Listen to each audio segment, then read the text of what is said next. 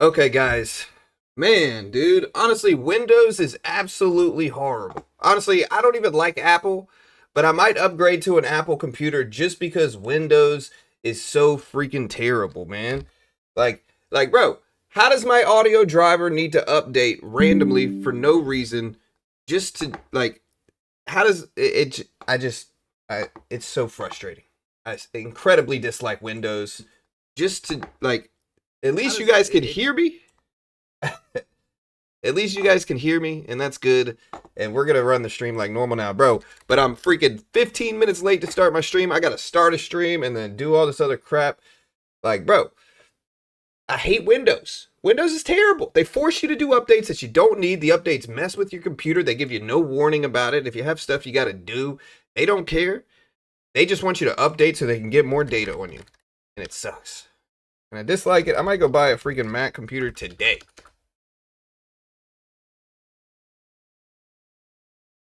All right, but we're here. Today we got PCE inflation data going on, guys. Yeah, I'm going to get music playing here. I got you. Man, I'm over here panicking trying to get the stream to work. Ugh.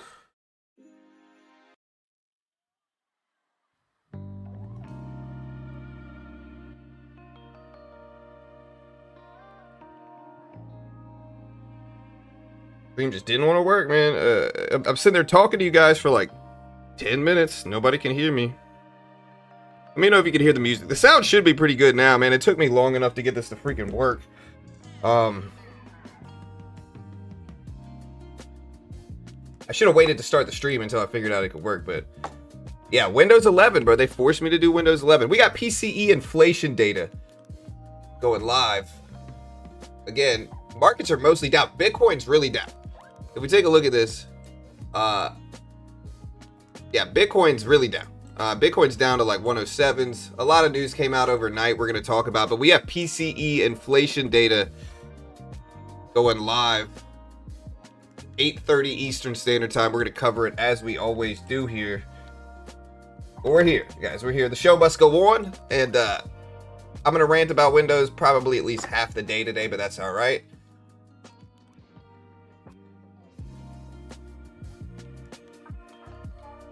Freaking Windows, man. I'm mad at them right now. We should be pretty clean here, though.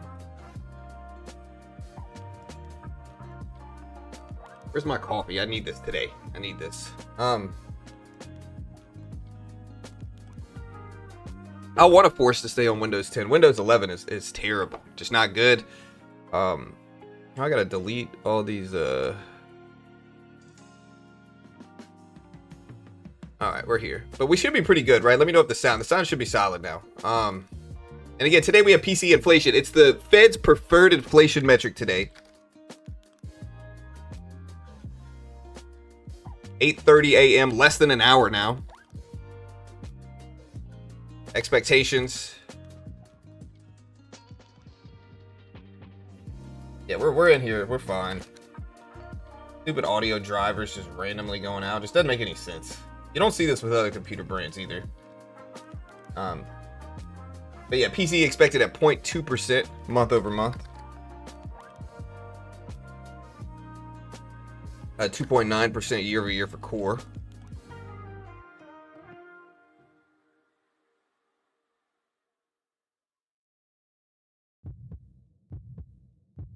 Got that scrolling at the bottom of the screen. And other big news today.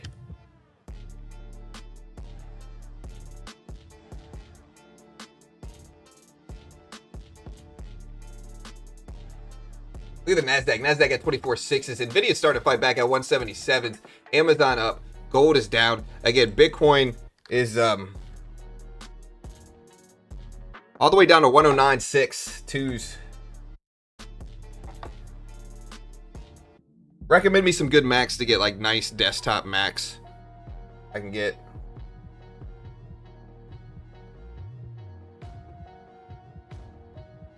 I'm not going to do Linux.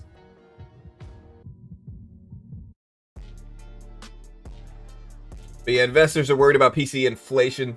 The Fed's preferred inflation gauge, hotter than expected print, could make rate cut odds less likely. New tariff announcements, especially on imports like pharma and furniture, are rattling sentiment in related sectors. Government shutdown worries. Intel is up 4% today. If you look at Intel, 3540s right now. Yeah. Not quite. I don't know. Oracle is down, continuing recent weakness, down under $300 a share now at $290. Again, rising talks of U.S. government shutdown weighing on investor sentiment. Broad policy moves or unexpected comments from Fed officials today as well. Today's the biggest day of the week.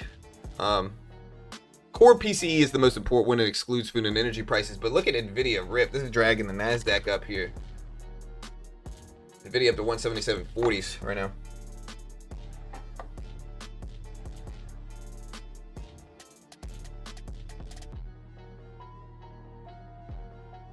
Yeah, I hate Windows 11, and they force you to get it too.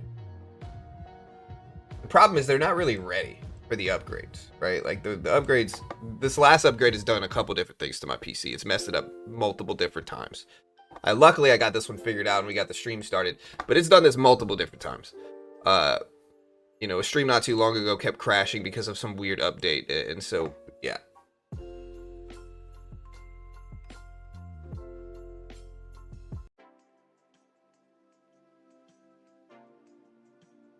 The VIP, Todd, Rami, John, Glass, Andy, Caesar. Oh yeah, let me get the timer going here.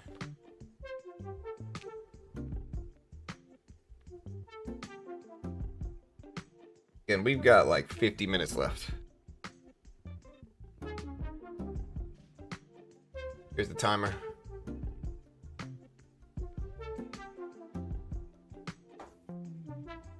Yeah, y'all do me a favor, hit the like button, hit the subscribe button, we appreciate it. We already got 500 people here, so people tuned in, but just frustrating. I'm just glad we got it working, honestly.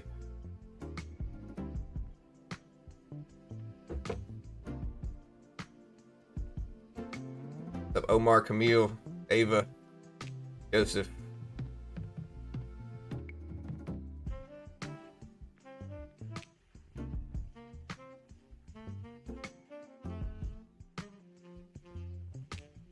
Let's do a poll here, guys. I don't think we've done a poll. Will we get higher or lower PCE inflation today? That's the question. We get higher or lower PCE inflation, let me know.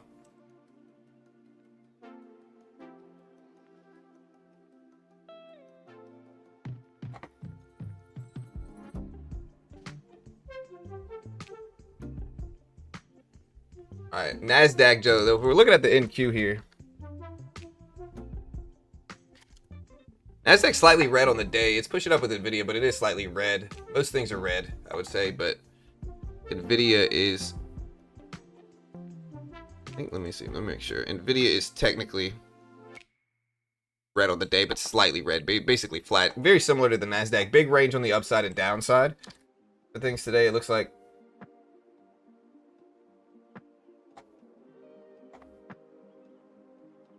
Barkin is speaking right now. He said, expect limited increases in unemployment. The Fed is going to have to adjust its stance as it learns more. Downside risk relatively limited for jobs and inflation. Inflation is moving in the wrong direction, but so is unemployment. Companies want to pass on, but consumers or pass costs on, but consumers are trading down and shopping carefully, and consumers exhausted by price increases. There is not much confidence in any inflation forecast at this point in time. The Fed's Barkin speaking this morning. So Barkin is speaking right now. Ahead of all this stuff. We also had the China market regulator is set to step up regulation on online food delivery platforms to urge platforms to compete rationally. Also, Barkin said, let's see what happens on the employment side, also on the inflation side, and get important data in PCE soon.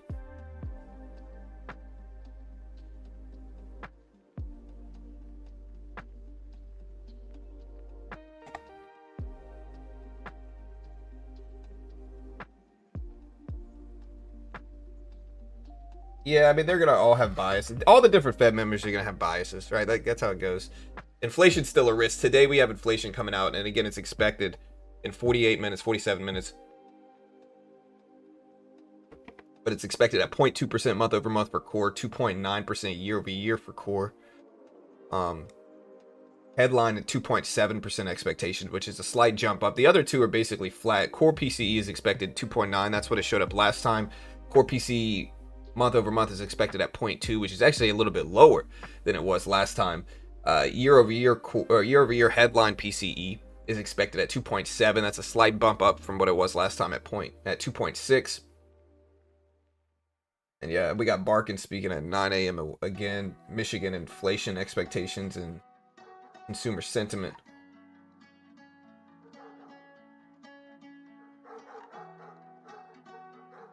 The barking is on this.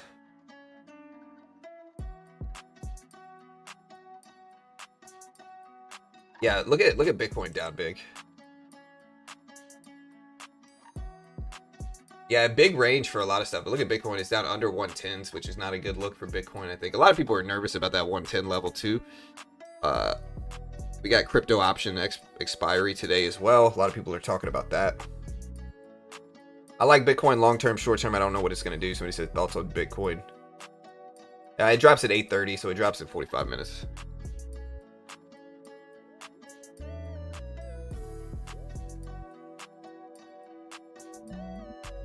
Barkin says, what is more helpful is how the economy is reacting in real time. Neutral estimates not useful as an operational tool. And again, $22 billion worth of Bitcoin and ETH options expire today.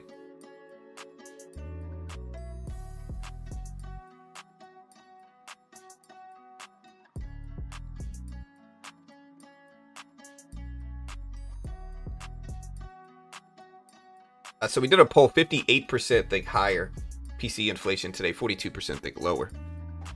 So most people think higher inflation data today. Do you guys think the market reacts negatively to that if that happens? Of course, I think so, but I don't think the market wants high inflation at all. I just don't think the market wants high inflation, of course, but we'll see what happens. Yeah, I think 100,000 on Bitcoin is obviously a milestone level. Gold back up to 3780s this morning. You know, it was a little bit lower yesterday, but it's back up to 3780s. 3820s is the highs. We'll see what that does. Nasdaq's probably going to be rangy leading into this report.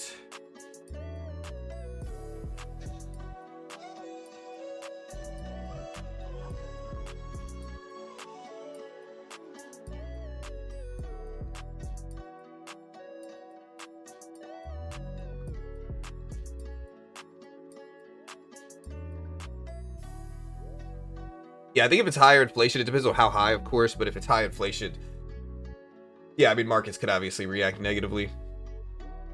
Barkin said, I am not sure if the Fed will change the policy rate it targets. What is more helpful is how the economy is reacting in real time.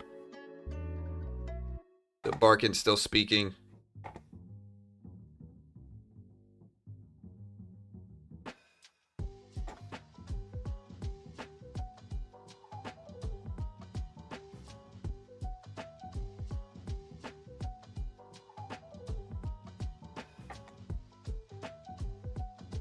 What percentage do you guys think PCE inflation shows up as today? Again, yesterday we had some crazy numbers today. If you look at kind of some of these numbers we covered yesterday, we had some crazy numbers. We had quarter two third revision GDP, so like the finalized version of it, show up 3.8% versus 3.3% expected. First quarter was negative 0.5%. Jobless claims also showed lower than expected in a stronger labor market at 218. Unemployment claims versus 233 expected, previous of 231. Durable goods also showed strength, stronger than expected. Durable good orders, they expected a negative number. It came in at a positive 2.9. I think they expected negative 0.3, and it came in at a positive 2.9% month over month. So durable goods was strong. Jobless claims were strong. Jobless claims were low, meaning that. And then quarter two GDP was very strong at 3.8% for quarter two. So that was yesterday, and that's leading into today's inflation report. Barkin said, I have to be attentive to how little the Fed knows right now about how inflation and unemployment will evolve. So again, Barkin kind of saying he doesn't know what's going to happen. But we have to be attentive to how little the Fed knows right now about how inflation and unemployment will evolve down the road.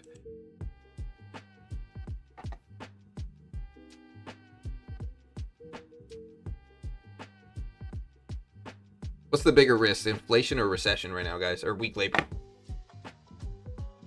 I'm looking at 650 up here. If we can get up there, maybe I'll target it with a trade. But again, I'm going to be careful today ahead of PCE inflation.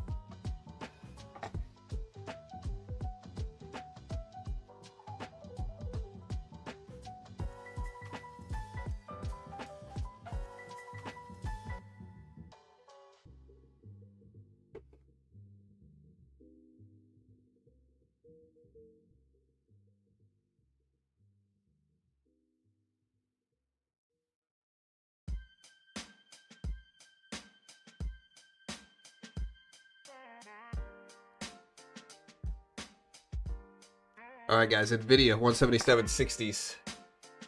NVIDIA's about to go green on the day, so I think what's driving a lot of this is NVIDIA here. If you put up an NVIDIA chart, NVIDIA's climbing. NVIDIA's completely flat right now. It's not red anymore. Trying to get over that previous closing price. Inflation, dollar is collapsing in real time. I think 2.8% today.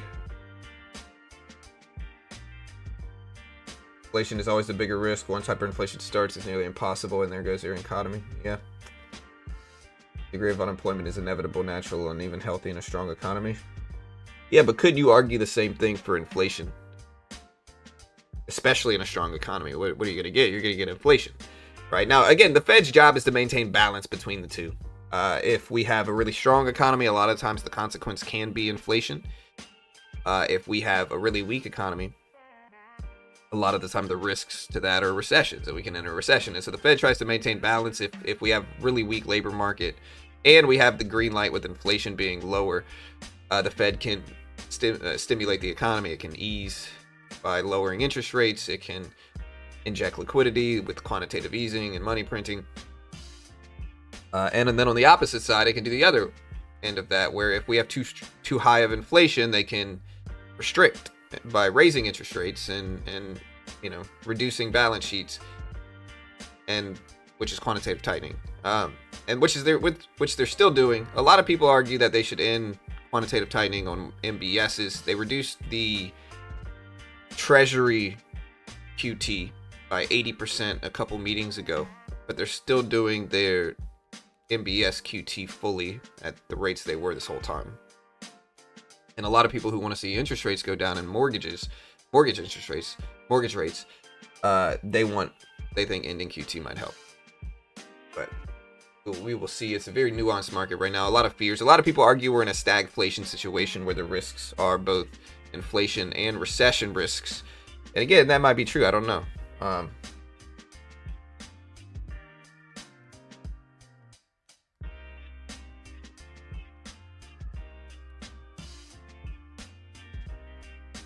Yeah, if you think it's going to be inline, just say it in the chat. It's all good.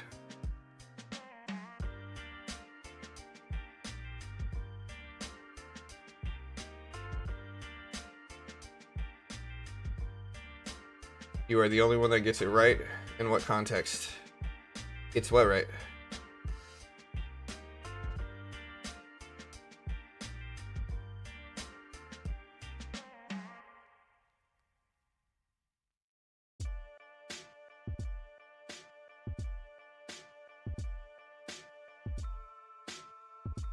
Precious metals, yeah. I mean, gold's at 37.80s. Again, I've said it once, I'll say it again. I think gold benefits a lot from all this stuff. Stagflation environment is probably pretty good for gold, right?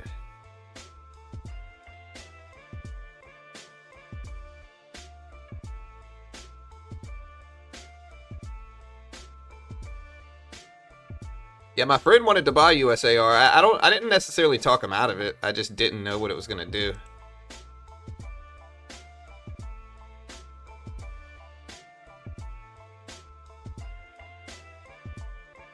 NVIDIA now green on the day. Look at NVIDIA, man.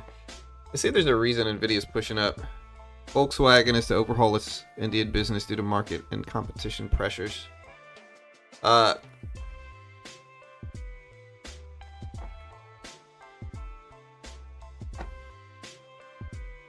Nvidia now green on the day. Is this just Nvidia or other microchips running up right now? Let's see. AMD. A little bit. Apple red. Google's green. ESM's red.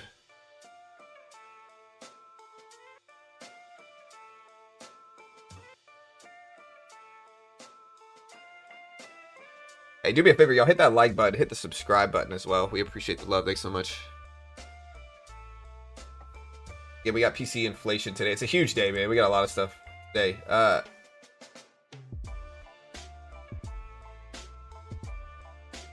right, so Dell Technology shares are down 2% in pre-market.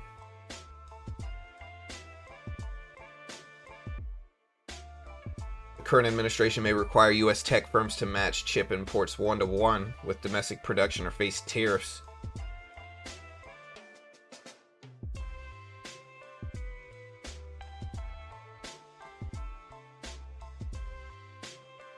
Mexican trade balance data come out. But again, the current president is considering requiring chip companies to manufacture the same number of semiconductors in the U.S. as their customers import from overseas. Failure to maintain a 1-to-1 ratio would result in new tariffs, apparently, according to current administration. So Dell Technologies is down on this. Again, Nvidia's up, though. Look at Nvidia at 178 right now. All right, so right at this level here, I think I might want to maybe take a little short here, see what happens. I don't miss it here, which I think I might. I've been doing much better trading gold than futures, NASDAQ futures, to be honest. Gold, I've been doing much better. But I am now down. I'm not going to really add any more to this. I think I'm just going to leave it here. See if we retrace.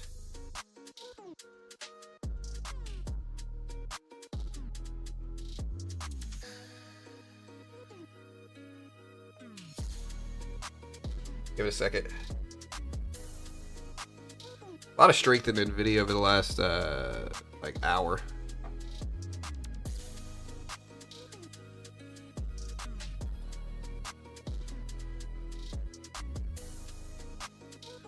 John, why do you think the dollar and yields are rising since the Fed cut rates? Isn't that so unusual? I think it's because what was baked in to yields was a longer, broader easing cycle. Is what everybody expected, including me. I thought we'd get 25, 25, 25, but I think Powell came out Tuesday a lot more hawkish than he was at the meeting. So Powell came out Tuesday a lot more hawkish than he was at the meeting, and that's changing people's expectations, and that's what bonds are getting baked into, is different expectations. And so if it's expected now that we're going to be a lot more hawkish than what was previously baked into it with bonds, bonds are going to go up on hawkish sentiment, and I think that's what we're probably seeing right now. I might be wrong, but I think that's probably what it is. All right, so we're up. I'm going to cut a piece of this here. Looks like limit orders are back to working on Top Step X. We'll hold the rest. Yeah, I find gold much easier to trade, to be honest. Much easier.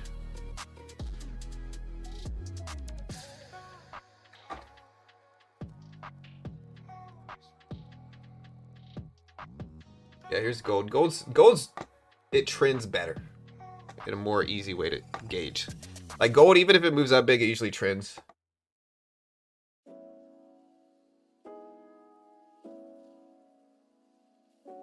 Market will respond today. This is what broken all-time highs.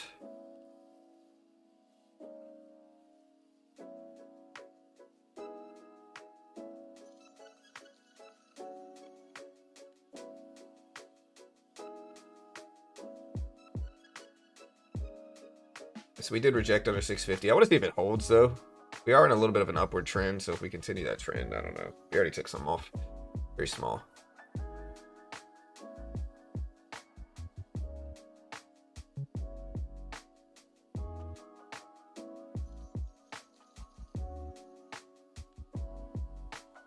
We will have some room for a dip. Gold is easier to trade because it keeps going up. Well, that's probably true to at least to a certain extent as well. But I'm just shorting at these milestone levels here. It's not gonna, these are little scalps. None of it matters. We can cover it right here. There you go. Yeah, like these are little bitty scalps, man. Again, it's not like it matters. I'm just looking at 650. The logic is that we pushed up so much. We're hitting a milestone level. We might come back down to here or here. Again, we got PCE inflation though, pretty soon coming. Again, do me a favor, hit the like button. Yeah, I hold shares right now, in a lot of different ways. Swing trades right now, Hims, Coca-Cola, PayPal. I'm in a bunch of treasury bills. I'm in Target. I got a long-term portfolio as well though, you know. So I do a bunch of different stuff.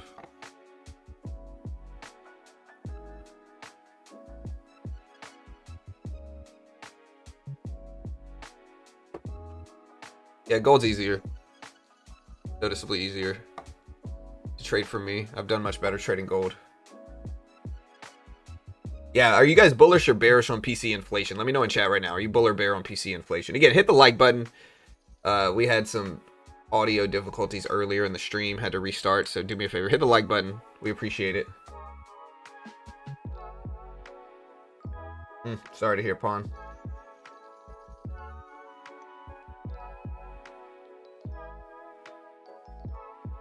Intel at 35.50. So Intel's still moving up.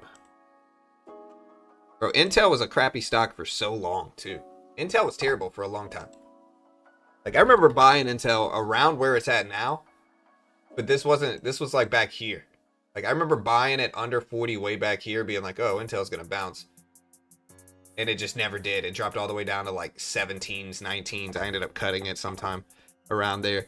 And you know, now it's doing great. But I don't even know. But Brian, neutral to bullish. Gold in the middle of the biggest bull run it's ever had and likely to continue. I think gold wants 4,000 an ounce. And gold's at 37.78 an ounce. So I think it wants 4,000 an ounce. I think that's what we're seeing. Again, we got a big crypto liquidation today that's major.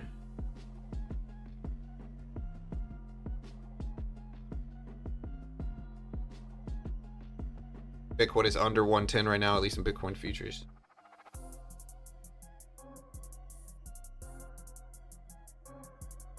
Interesting point I heard from an individual yesterday was that this cycle was a little off due to corporate restructuring. Something about they did 5-year financing. Maybe. Yeah, Apple's green, right? No, Apple's red. Amazon. A lot of these have dipped over the last few days, but Amazon's green as well. But Amazon dipped a lot yesterday. Amazon dipped all the way down to 216s yesterday. It's back up to 218s, 219s now, but Amazon did dip. Nvidia dipping under this previous closing price. I could have held that short. I think my gut instinct is correct a lot of the time. I just need to hold them a little bit longer. Again, Nvidia fading back down. It might bounce right here though. So you could see a pop right here too. I'm not saying we will. Not an investment professional. Top 3 least financial professional people in the world right now. Don't copy me. Not an investment professional. We got 30 minutes until PCE inflation drops. 30 minutes. Be ready. Understand all the stuff on screen. Can't guarantee anything.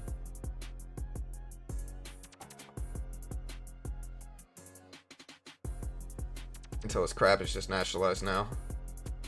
Bitcoin gonna retest 92 or 100K.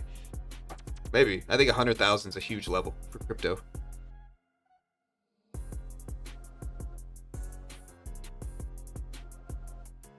Expecting a market correction in 30 minutes on PCE. You think PCE is going to correct? Maybe.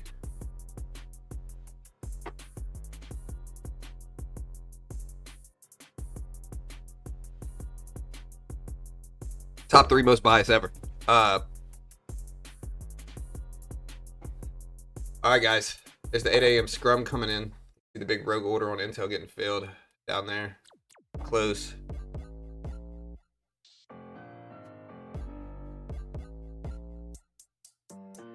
Yeah, Paul, I don't think you saw my stream earlier, but like, so the original stream I had scheduled for today, I started up OBS, started the stream. I couldn't hear anything. And then when my mic, my audio driver crapped out on me. I hate Windows, dude. Windows sucks. They force upgrades, and then the upgrades are terrible, and they mess with your computer. And so I had to end that stream, reschedule another one, start that stream up, update my audio drivers, and then, you know, it's just ridiculous. Honestly, I might go buy a Mac today. Today I might go buy a Mac just for work, because Windows is terrible. I mean, I like Target. I'm in Target. Target pays a pretty good dividend. It's low PE ratio when it's down. The only dynamic that I think is a little risky for Target is that I think what's risky for Target is that people buy a lot of stuff online now. I think wealthy people go to places like Whole Foods and, you know, others, and I think that's bad for Target, you know. But their earnings are good. They make a lot of money. Their price to earnings ratio is solid. They pay a good dividend, and I think long term they'll probably be okay, but you never know. You never know. And they're down enough for me to be slightly interested in them. I'm in a position right now, and I'm green on it, and they also pay a dividend, which is good. But again, as I always say, I don't know for sure. Adobe's a little bit different. I think Adobe's a little bit more at risk.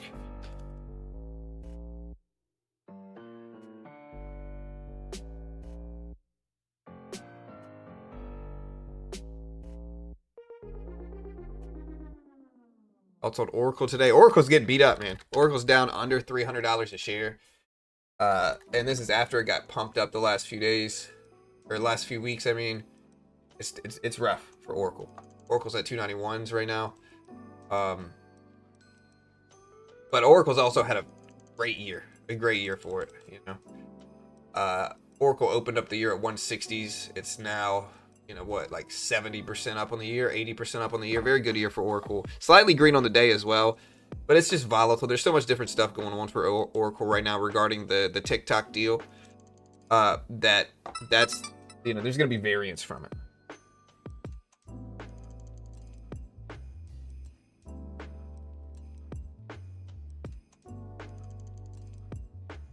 Yeah, I went to a Walmart for the first time in, like, I don't know, it must have been the first time.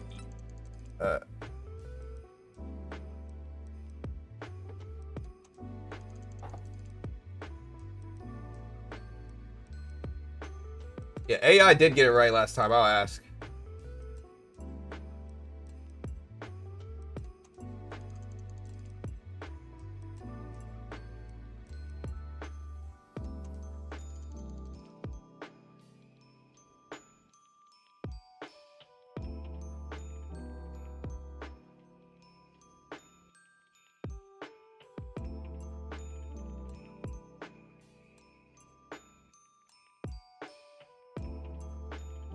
Alright guys, so we did get a little bounce here. Again, part of this is NVIDIA. I'm watching gold. Again, I'm going to preface anything else I say. Yeah, so AI's on it today. It's like, oh, PCE isn't out yet. It drops in 25 minutes. So AI's on it now. It does. Last time it did get it right, I think. It got it close to right, at least. I don't know if it was PCE, but it was some economic report. It got close to right.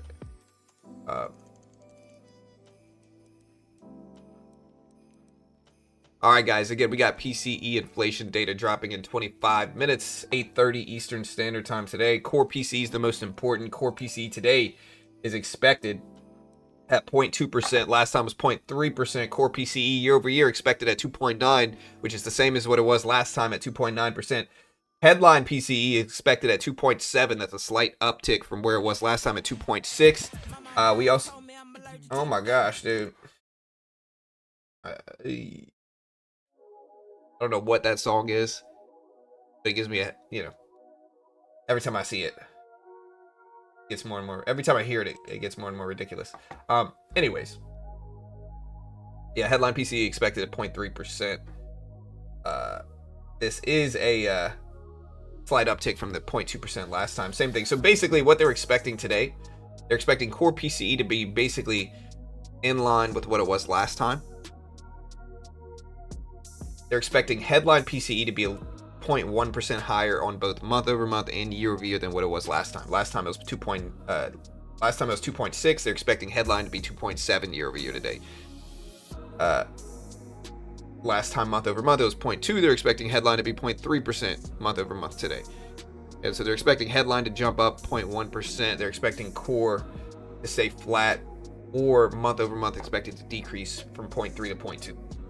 And again, it drops live in 22 minutes. We will see what we get. NASDAQ's bouncing here, as we said it might. And yeah, we'll see. The SPY is slightly green on the day. NASDAQ slightly red, so tech is a little red today, I think. But is the NASDAQ still red? No, NASDAQ is technically green as we speak right now. So.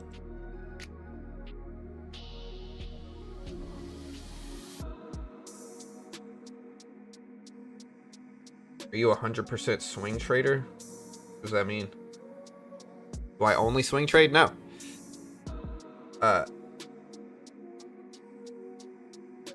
October, when will the Russell go on a mission? Russell's been doing good, right? RTY?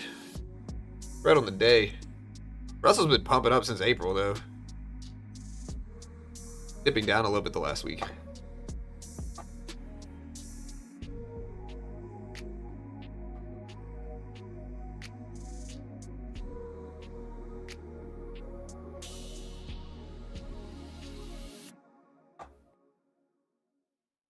Yeah, I mean, some of these trades are longer term, but call them whatever you want. They're either really short term investments or they're longer term swing trades. A lot of the time, I'll get in and out of a swing trade in like a day or two, though. So, you buy and hold stocks long term? Yes. Different accounts, though. I kind of space them out to different accounts.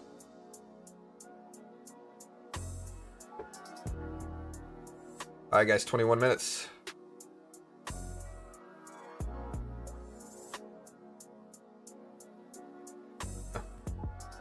Scary setup. Yeah, PCE inflation is big today, guys. Don't get me wrong. Like, it's a big report today.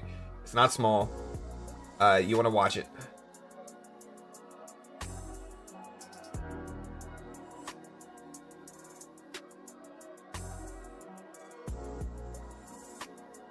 Not a small report today.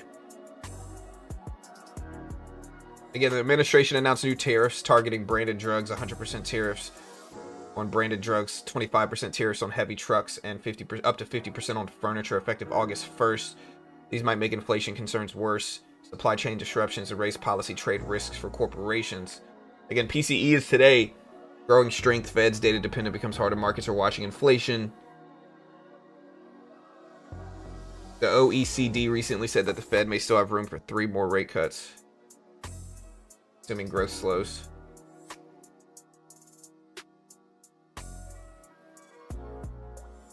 Markets are mixed, though. Kind of flat ahead of this report. Gold, slightly green. Nvidia slightly green. Although it did start the morning mostly red and kind of have this big rebound. SPY is green. NASDAQ is close to flat, but I think it's technically green right now as well.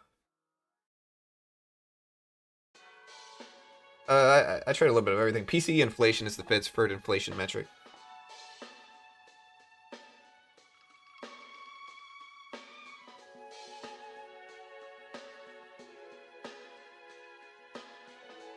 Yeah, here's gold still rising here. I think gold wants 4,000. I don't know what it's going to do short term.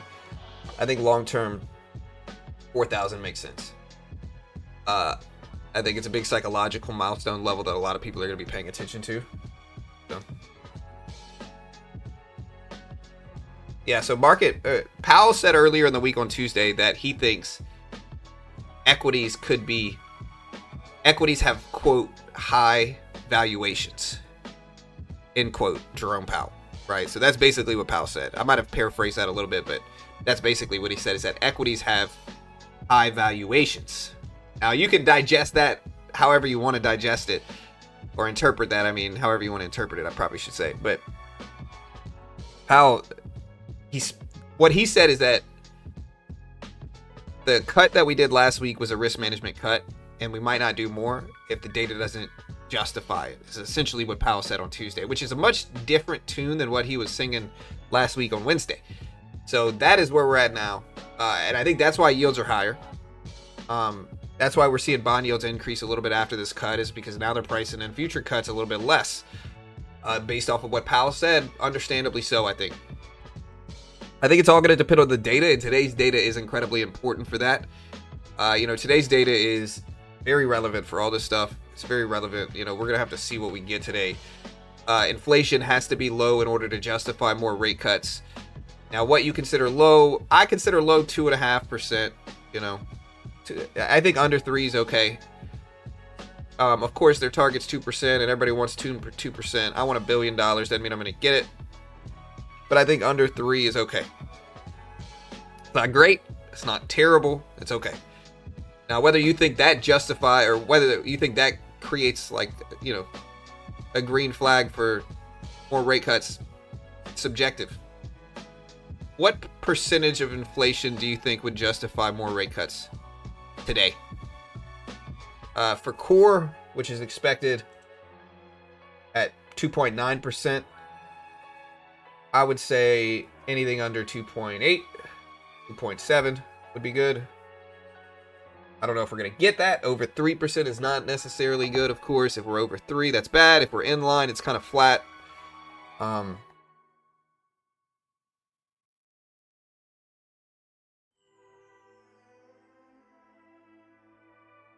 Oh, he said a couple different quotes on it. Let me find them.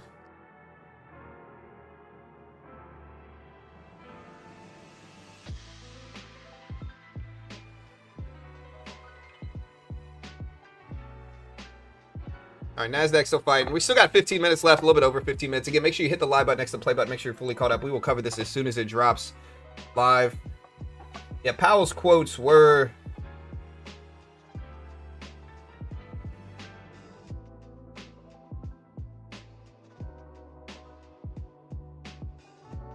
He said, quote, asset valuations are elevated by some historical metrics.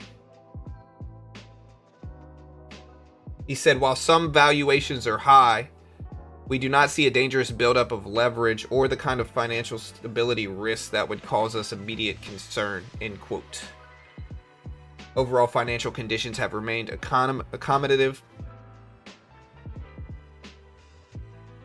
This is Fed speak for kind of acknowledging that conditions are favorable for growth, strong equity, stable credit. He also said, yes, we see that the stock market is high, but we don't believe it's dangerous, essentially. That debt-fueled bubble that poses a threat to the stability of the financial system right now. So they don't see that, is what he's saying. Yeah, we'll see. We'll see. Again, I think inflation data today is big. The labor market was strong. I think inflation's a risk, too.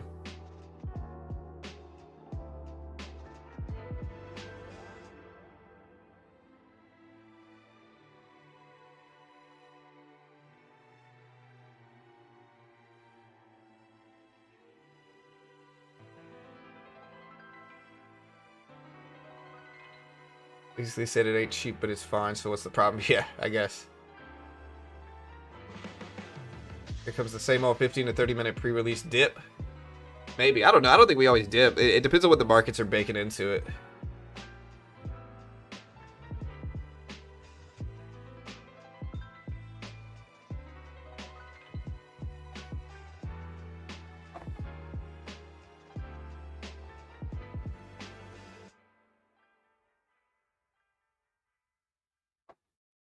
Am I right in saying lower PCE would make gold more bullish, but higher would make it bearish?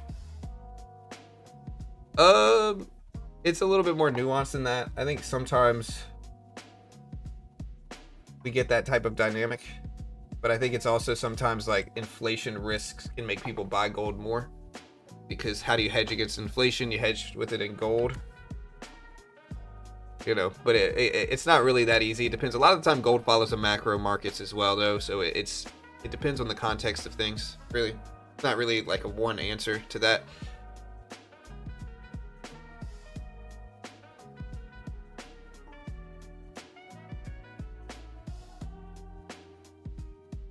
I hope we bounce. Hey, thank you, Marco. Appreciate it, brother.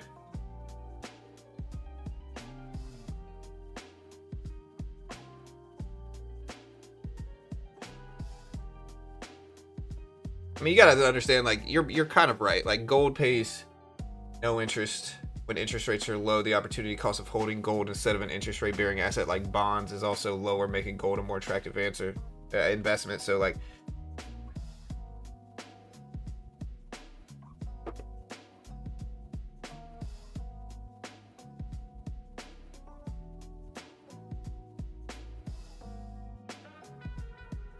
So when yields are up, which means interest rates are higher, gold becomes a little bit less attractive because yields are paying out well, and so it just depends on risk on, risk off assets.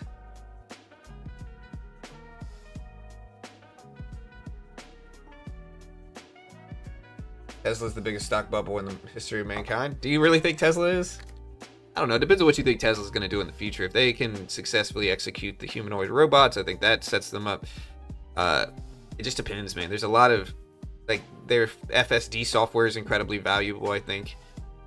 I think, again, I'm not even saying I agree with Elon. Like, people automatically assume I agree with Elon if I think Tesla's interesting, but I think it's really political now. I think Elon needs to stop being political and just kind of sit down and, you know, build his company. But yeah, I think Tesla could do really well in the future. You don't know. You know, high PE ratios don't always necessarily mean overvalued. It just means that the people investing in the companies are optimistic for growth. But whether you want to buy those, I mean, it's obviously more risk in buying a high PE because it might not fulfill that growth expectation.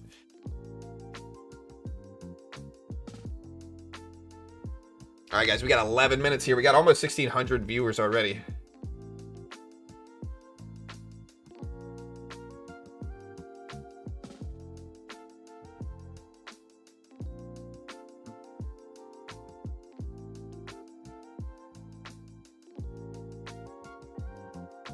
PCE is expected at 2.9%. You can see the forecast right there at the bottom. Core PCE expected at 0.2% month over month, 2.9% year over year. Core PCE, again, expected to decrease a little bit from the previous numbers. Headline PCE is expected to increase slightly from the previous numbers is what it is. So headline, which includes food and energy, is a little bit more volatile. The Fed uses core, though, and that's expected to decrease a little bit month to month. So again, 10 minutes left.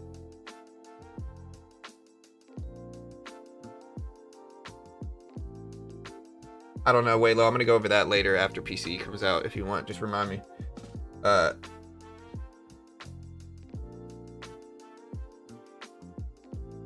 hit the like button, guys. I appreciate it. Thanks so much. We appreciate it. Yeah,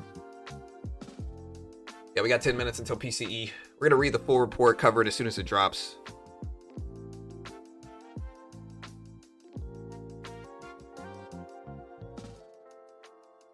Why would any young folks want the market to go up? Let it dump and build your portfolio? I don't know, man. I think most of the time the market's going to go up. Obviously, it doesn't all the time. And we're always going to have crashes, corrections, and bear markets. But a majority of the time, it's going to be going up. And so, you know, like the answer I always use for that is if you buy here, and then the market corrects here, you're still green, right? If it continues to go like that, especially. And so pullbacks are not always a good time to buy if you miss out on the original run to begin with, you know. And so I think it depends on the context. All right, guys.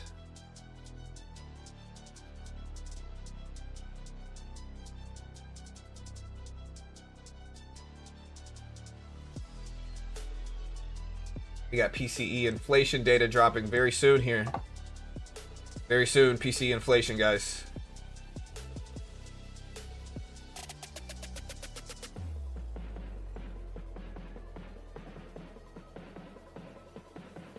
Eight minutes. Last minute predictions. What do you guys think? In terms of percentage that shows up, in terms of reaction in markets, bearish or bullish reaction, high or low inflation, let me know right now in chat.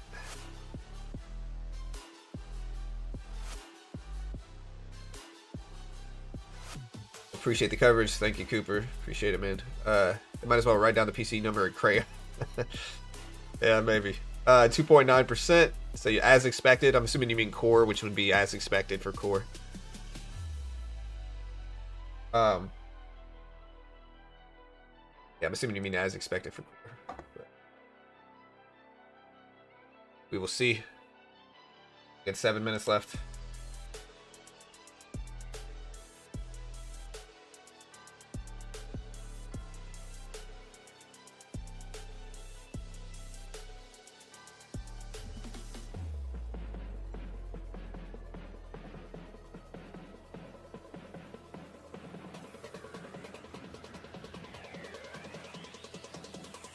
7 minutes exactly. Let's see if the NASDAQ can get over 650. We've been in a big range, but mostly sideways. Nvidia's had a big run up over the last few minutes. Bullish. 3.1% for what, Steve?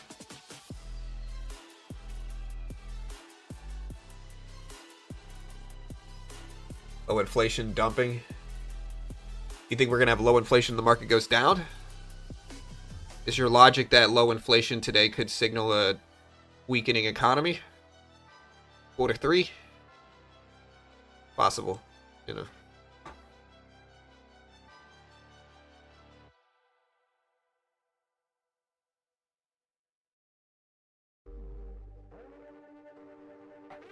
Positive for markets.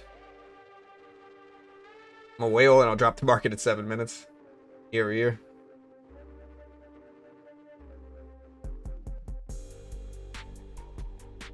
It's possible. I've never, like, look, I don't know what we're going to get for PCE today. I'm going to assume it's slightly higher than expected on both fronts. My expectation. I think it's going to come in either as expected or slightly higher than expected. But again, this is just straight up guess based off of past numbers. I'm just going to go ahead and guess. That's what we're going to get. Slightly higher or flat as expected numbers today. Again, this might be wildly wrong. Let me know in chat what you guys think. Slightly higher, slightly lower inflation versus expectations today. Bull or bear reaction, let me know.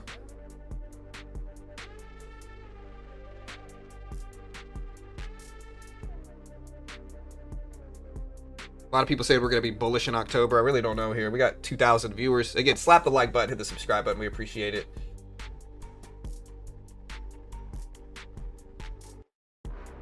We have 5 minutes left. NASDAQ's chopping sideways after a big run up over the last hour. Slightly green on the day now. I'm going to put gold up, the SPY up, maybe the dollar index up when these numbers come out. I'll put the Dixie up now. What the reaction to the inflation data is on the dollar index. Taking a look at yields. We can look at those real quick. Again, yields are elevated. Rate cut odds were pushed back yesterday. Here's yields. You can see how much they've increased essentially since last week. And yields are elevated. Take a look at CME watch tool. Odds of rate cut are now down under 90%. They were 90%. Now they're 87, 88% to 12% of a pause. 88% chance of a 25 basis point cut. Now this data today in 4 minutes or so is going to influence what happens here. So this data today dropping in 4 minutes is going to influence yields. It's going to influence rate expectations. It's going to influence the Fed's projections and how many rate cuts we'll get.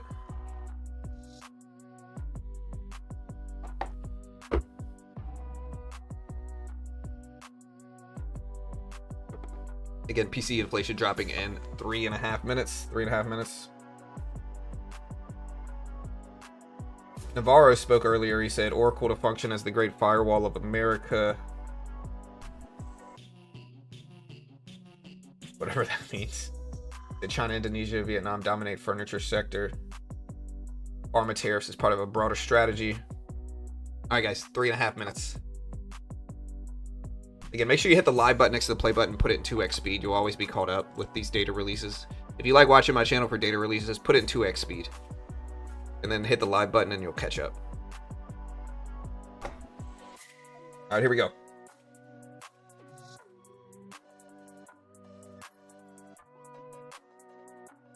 It's Friday. Last labor report, we didn't have any jobs. And it's time to watch PCE inflation. 3 minutes.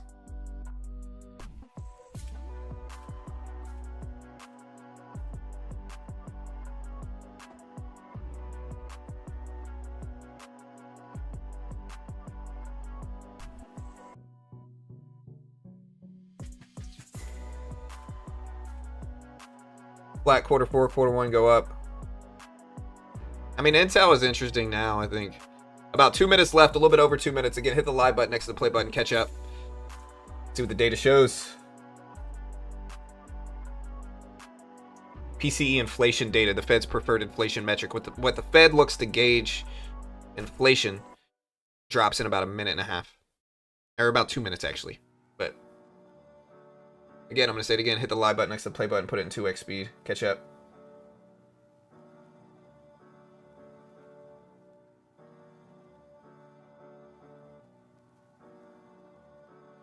Minutes.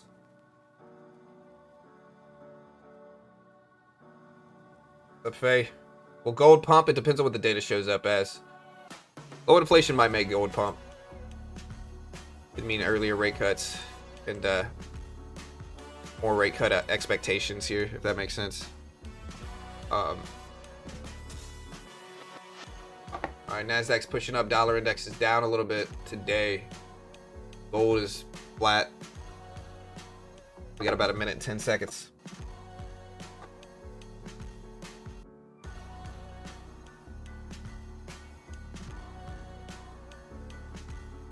All right, here we go.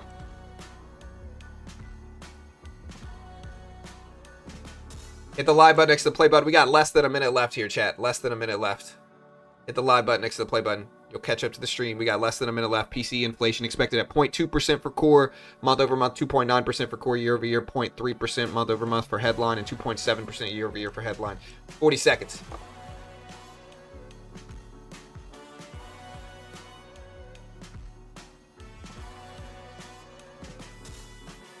$30 seconds.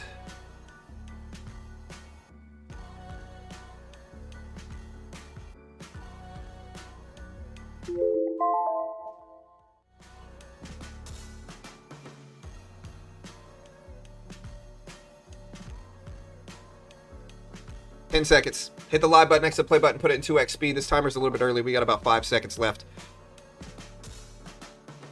All right, here we go. 3, 2, 1, and here's the report. Market's waiting on this report. Okay, everything was as expected. Literally everything was as expected. 0.2% month over month for, again, 0.2% month over month for core.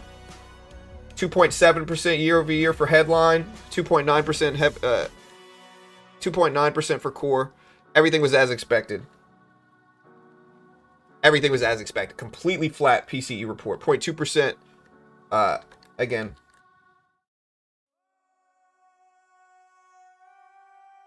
Previous of 0.2%. So core came in as expected. Everything was flat, essentially, here, chat. Everything was flat. Core PCE. Year over year was flat at 2.9 for core. So everything was flat. Markets are liking this report, though. Came in, again, that's what I thought we would show up as. I thought we would be flat today. Everything was flat here. Regular PCE showed up at 2.7. Core PCE month over month. So everything was basically flat. 0.3% for month over month.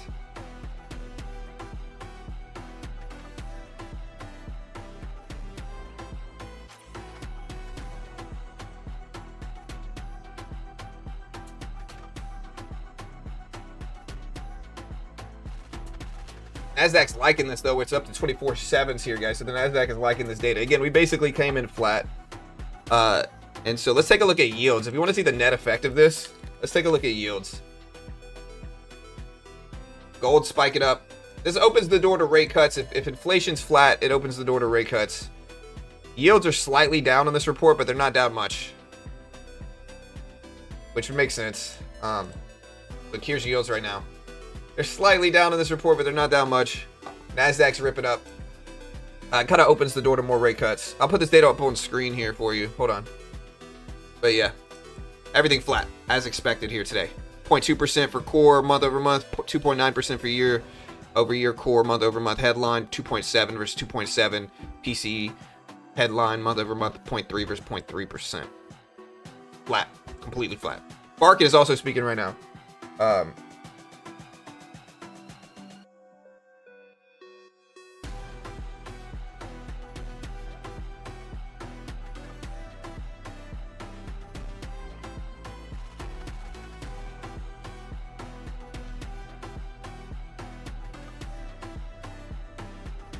All right, guys. So yeah, flat data today. Not the biggest release. Look at that 7 level here. Look at this level right here.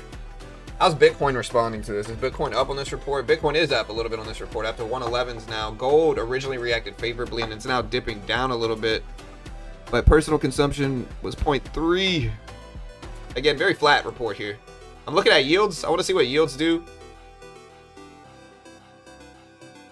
Yields are actually a little bit higher now versus when the report came out. Report came out here, yields are up a little bit. And sometimes the first move is the wrong move. I'm really not sure what we're going to get. This is a very flat report for PCE inflation. And again, if you take a look at it, like, look, PCE 95.7 billion, 0.4% on a monthly rate in August, according to estimates released today by this.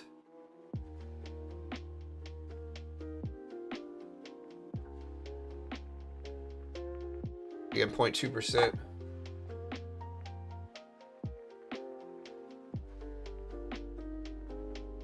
Personal income, 0.4% increase. Disposable personal income, 0.4%. Personal consumption expenditure increased. 129.2 billion. But yeah, flat PCE data is good. Most people are going to interpret this as good. I'm going to put the data up on screen so you can see it. Mostly, I'm just going to put core up because core is the big one. 0.2%.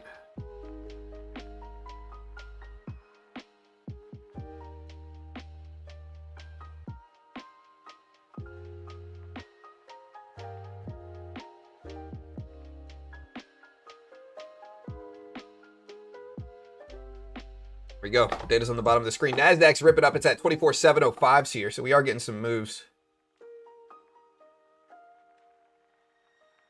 Honestly, the market's reacted good to this. I mean, it likes this report. So I'm going to end this poll now.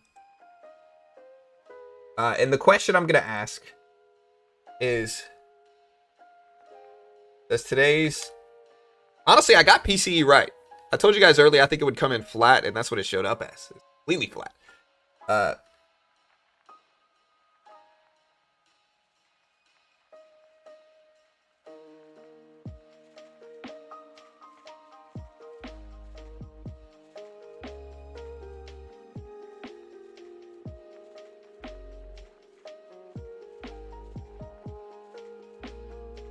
Okay, does today's PC inflation coming in at expectations open the door for more rate cuts? Vote on the poll, let me know.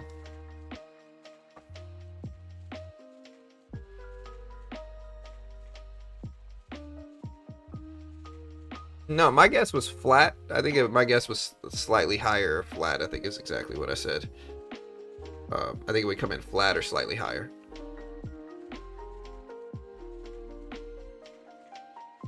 Point is, I didn't think we would get some really hot inflation print today. I didn't think we'd get some really low inflation print today. I think it would be somewhere around the middle. Again, so 76% of people think this inflation report opens the door for more rate cuts. Looking at yields, though, it's interesting because yields are higher from this report. Yields and interest rates follow each other, just so everybody at home understands. Yields and interest rates follow each other. So, okay, but yields have actually corrected a little bit here. Hold on.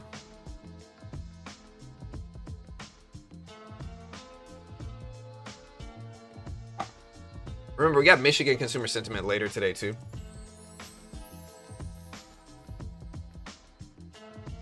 Yields are actually really... I mean, look, so here's where the report came in. Here's yields right now. The report showed up here. The yields are still a little bit higher. That's 830 right here. The yields are slightly higher. They went up a little bit more.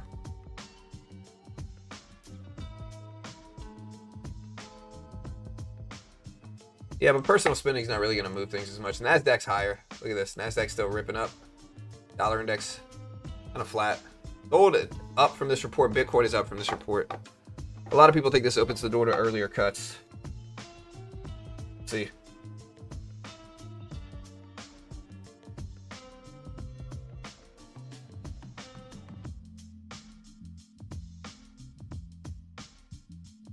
All right, so inflation data flat. Nothing major. Basically flat.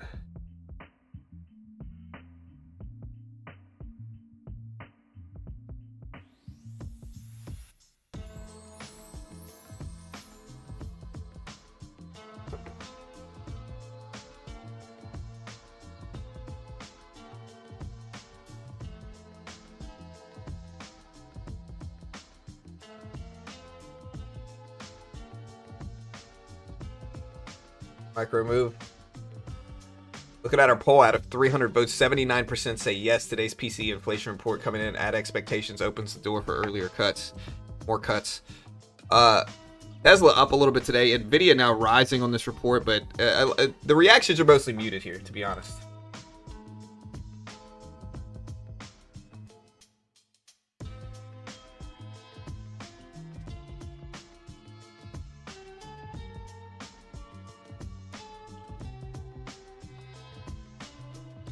Opium. There's a revision down from the last one.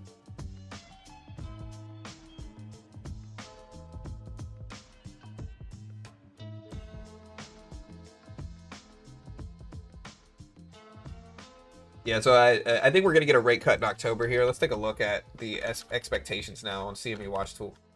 So the CME Watch Tool, let's give the expectations out now. So this is unchanged yet. Yields are really unchanged as well, but we will continue to watch that.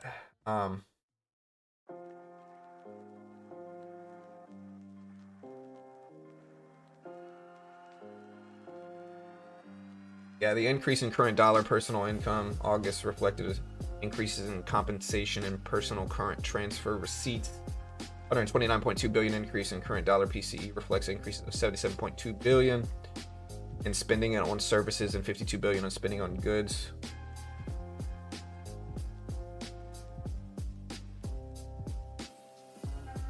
Yeah, you can see the PCE graph here.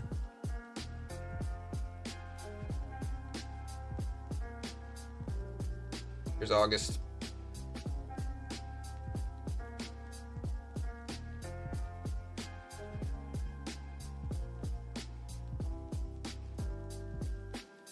Most people are interpreting this as dovish, though. Most people are interpreting this as opening the door to more rate cuts. Like one of the ways you could tell is like Bitcoin reacted positively to this, right? And Bitcoin wants low rate cuts, or Bitcoin wants low rates and easing. And so Bitcoin reacted positively, shows people interpreting this as more optimistic for rate cuts. Flat is good. It's better than high. I think it's a lot of people expecting high numbers. Flat is good. It's better than shockingly high, like some of the other inflation reports we've seen recently. So.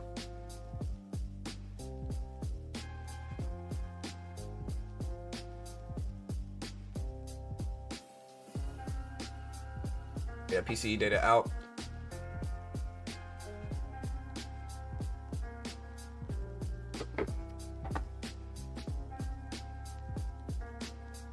.33% for US Super Core PCE.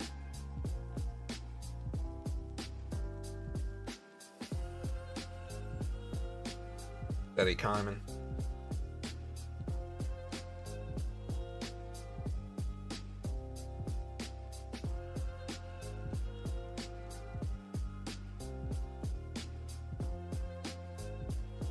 Again, I'm gonna ask you guys what you guys fear more now, a recession or inflation.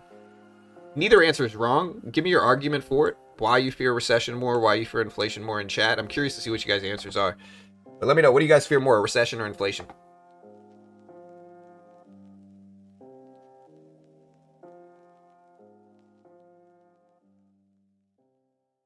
Yeah, I mean, this chart, if you're looking at the graph for PCE inflation, it's not necessarily like increasing at some huge amount here. You know, we're actually decreasing from last August. Here's last August. I think we're decreasing, right? Let me see. Here's last August. We're about flat from last August, actually. Look at this. It's about right here. We're about flat from last August. This is where we are now. This is where we are here. We're about the same inflation rate we were for PCE last August.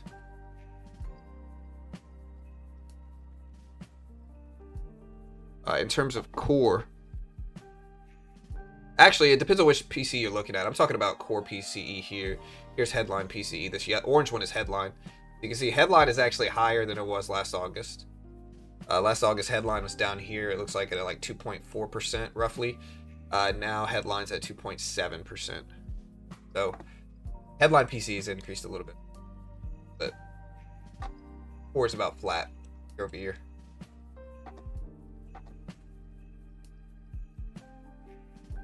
I get it both, and in a stagflation environment, a lot of people are going to argue both. I get it, but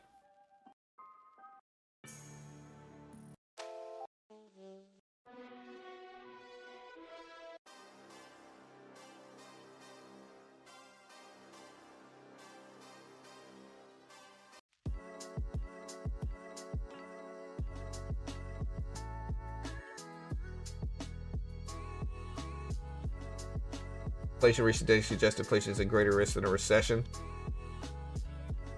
Yeah, gold actually trending down a little bit now. I don't know what to do here. I'm gonna wait, but we got 45 minutes until the opening bell, so we'll see. But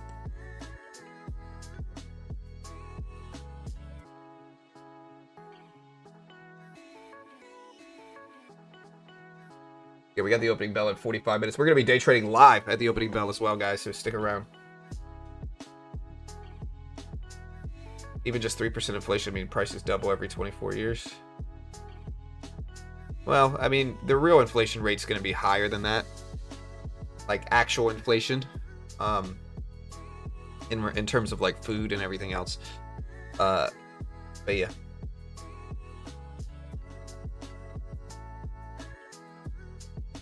Neither is a risk, Femi? But, Femi, you don't think inflation or recessions are a risk right now? I don't know. I think in terms of recession, you have to be proactive against it. And same thing with inflation. Inflation can spiral out of control. It just depends on what the Fed does.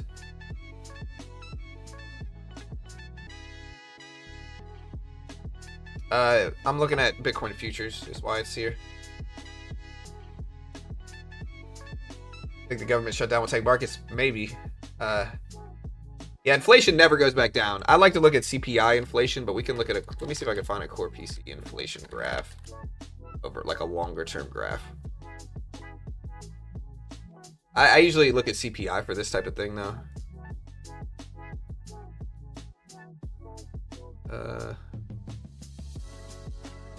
Yeah, I mean, you can kind of see what happened over the last, like, so here's core PCE, right? This is a wide charts. Here's core PCE inflation. The only thing we can really hope for is a slowdown to inflation. It's never going to actually go down here. Not unless we enter a deep recession. And again, I think in this context, a CPI graph, which is close enough, is going to be more easier to show the story. Look at the NASDAQ pulling back here. Let's see if 24/7 causes a bounce. But like here's CPI inflation. The only time it actually goes down is recessions. This is 2008 right here. Aside from that, this is a 25-year graph. Or this is a 20-year graph right here. This whole graph is 20 years. The only time inflation literally goes down is during recessions. And so once prices go up, you're kind of stuck with them. Like the best we can do is have inflation slow down. Again, here's 2020. We brought rates down to almost zero to try to save us from the crazy economy we had in 2020, the weak economy, from lockdowns and everything else, supply chain problems, cost of problems, stimulus checks and all this other stuff were sent out to try to do it. QE happened. We did a lot of quantitative easing, money printing at this period of time to try to bring rates down and stimulate the economy fast. All of this caused inflation. And so you see the consequence of all this behavior caused inflation to spike. CPI inflation got up to 9.1% here. And then the Fed went restrictive. They started raising interest rates, trying to push the economy down to combat inflation. And it worked. Inflation slowed down to kind of where we are now. We kind of been chopping sideways here. And now we're about right there. So this is inflation slowing down, not going down though. So to understand this graph, this is not prices decreasing. These are this is the rate at which prices are increasing, going down. And so instead of prices rising at 9.2% annually, now they're only rising at, 3% annually. Is that good? No, but again, inflation is the nature of things, and prices are going to increase. It's the nature of the economy. Inflation is going to happen. Prices are going to go up. If you don't hedge against that inflation with something, you're probably going to lose money over time. And I'm not an investment professional. I'm not liable if you lose money. Yeah, quantitative easing. I mean, Bitcoin people want QE. I don't think we should do QE at all. I don't think we have any of the data to justify it. Like, I don't think we're justified in doing quantitative easing right now. GDP is 3.8%. Labor market's been weak, but it's only been, you know, I'm not saying the labor report's not weak, or the labor market's not weak. I just don't think we should step in and print a bunch of money right now to save it. I think we should just straight up lower rates.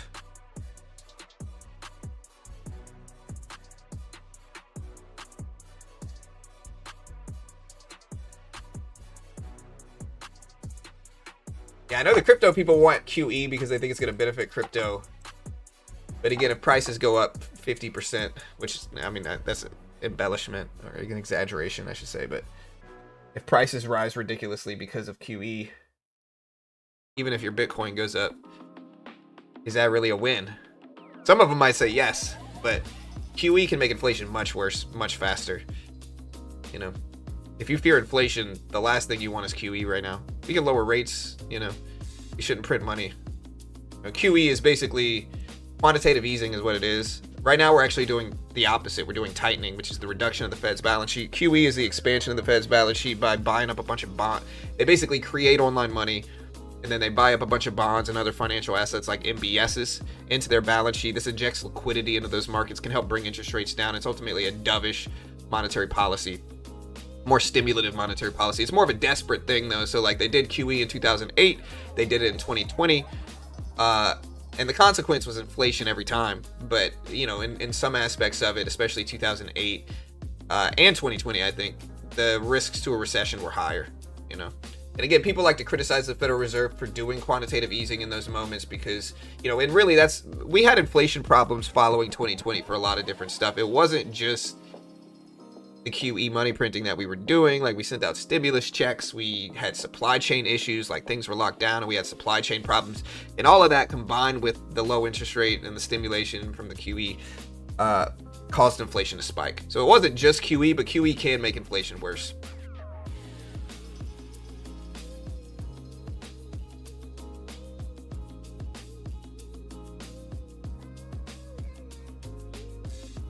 We could end QT. If you want mortgage rates to go down, we could end QT on MBSs.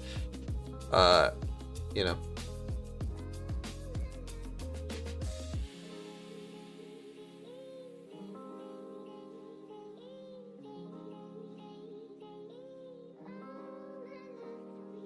QE pumps my crypto bags, and when inflation comes, my 100x crypto coins compensates inflation. Yeah, I guess. Listen, you want to help support the channel? We are day trading today. I might buy this dip here.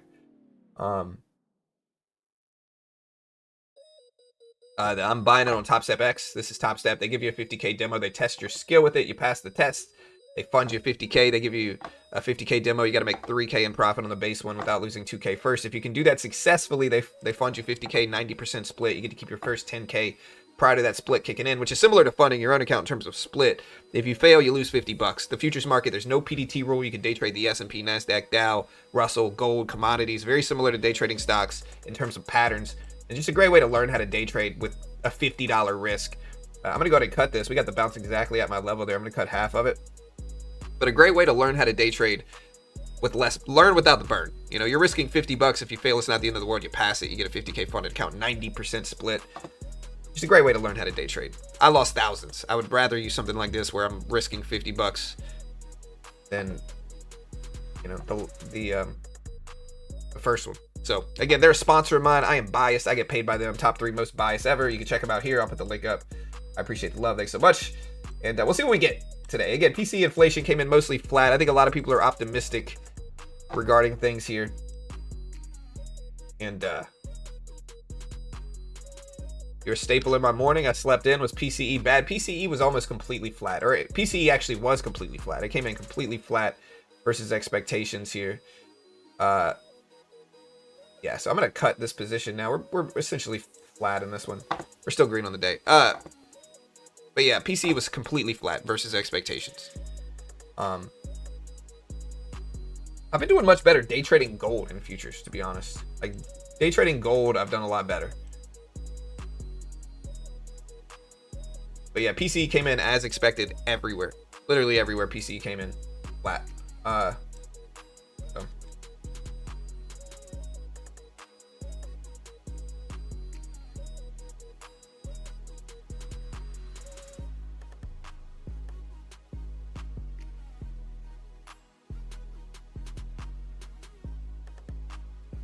Yeah, I heard about getting rid of the PDT rule. I think it's necessary. I think the PDT rule is absolutely ridiculous. You know, like, again, I always use the analogy of, okay, so the PDT rule basically means you can't day trade more than 3 times a week. You can't take more than 3 trades a week unless you have a $25,000 account. What a ridiculous rule. It's like, hey, you got to learn to drive, not on a crappy Honda. You know, you got to learn to drive on a Bentley, or you can't learn to drive. What a ridiculous what a ridiculous rule. You know, what it really is doing is letting your bank sit on your money a little bit longer. But I'm for getting rid of it. I'm for getting rid of it. It's a ridiculous rule. Yeah, let's take a look at yields. Have they moved? Yields are flat. They're really flat from this report. I mean, they're at 1.66%, 4.166%. So they really haven't moved at all from this report. I mean, they came in pretty flat.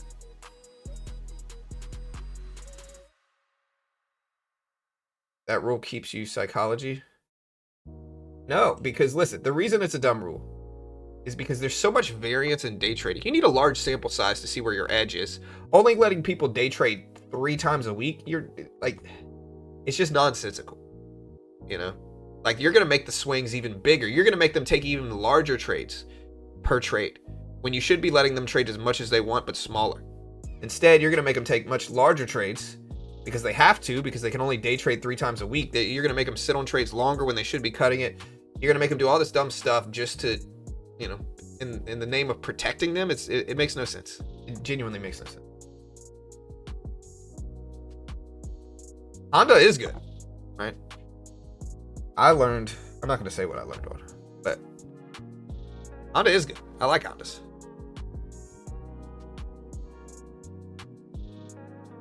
Right, the more you drive, the better at driving you'll be. You only let somebody drive 3 times a week in a Bentley, you know.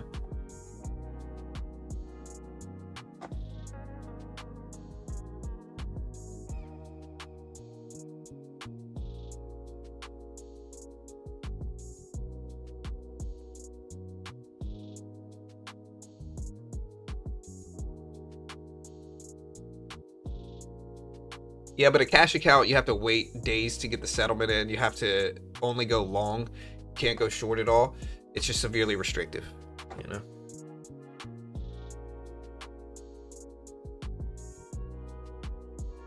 Anyone ever adhere to this rule? If you don't, they'll freeze your account for 90 days. It's a rule. It's a genuine rule. Brokers have to follow it. So a broker looks to see how much equity you have in a margin account. And if you got less than 25, they only let you day trade 3 times a week. If you try to break it, they'll freeze your account for 90 days, I think. You have to follow it.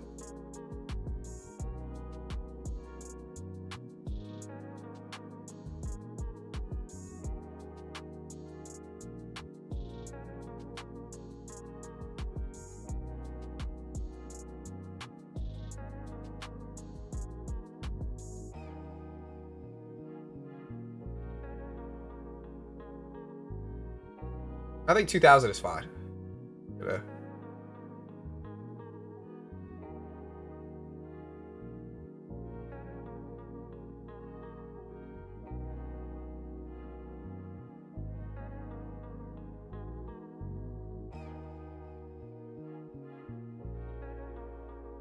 But Nvidia's popping up here.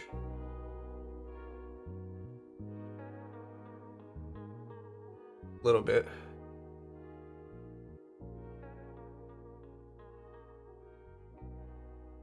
Got the opening bell in 30 minutes, chat. Are you guys red or green on the day? Let me know. 500. Oh, we got a whole bunch of reports next week. So next week is actually incredibly busy for reports. It's actually incredibly busy next week. Next week we have, put this into perspective, we got the Jolts job opening report. Monday, we got Chris Waller speaking, Beth Hammock pending home sales, and Bostic speaking. Tuesday, we got the Jolts job opening report, CB Consumer Confidence, the Case-Shiller House Price Index, Chicago PMI, and Goolsby speaking.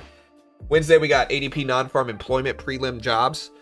We have ISM manufacturing PMI data.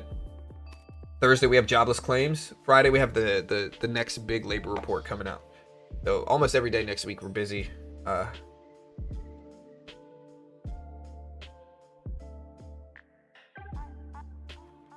I mean, anti-AI, it just depends. I think AI, there's obviously risks posed by AI. And I think a lot of programmers are going to be anti-AI as well because they understand the net effect of jobs in their niche because of AI is going to be down, obviously. I think there's risk to AI. I think the future will be very interesting because of AI in good ways and bad ways. I think one of the bigger risks for AI is that I think, in my opinion, the next big money pull for AI is going to be humanoid robots with AI. And I think I saw Jensen Huang say some variation of what I'm about to say, which is that the next step is that companies are going to have two different factories. They're going to have one that creates the AI and one that creates the robots. And then the next step here, the next big money pull in markets, I think, is when they're going to combine those two. They're going to start putting AI systems in humanoid robots. And I think once that happens, within 10 years, we're going to have very real looking humanoid robots. And I think people are going to use them, not in any weird way, maybe in a weird way, but outside of a weird way, I think they're going to use them at home as companions, especially people who are lonely that live by themselves. And I think that's going to cause people to get out their house less. And I think that can be bad in a lot of ways. There's risks to that, I think, in a lot of ways. But I think it's also going to be the next big thing that happens. And yeah.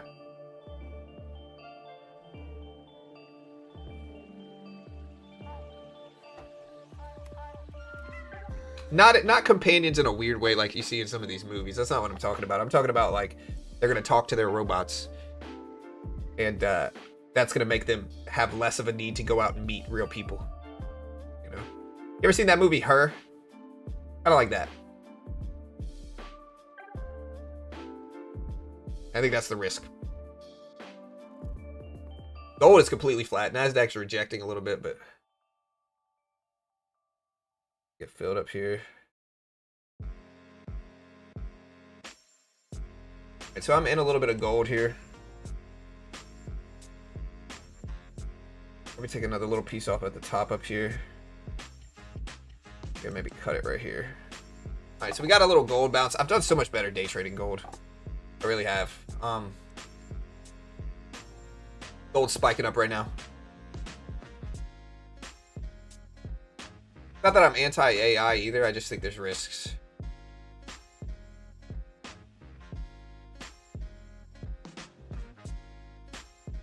I think you can math. I would check with them. I think you can.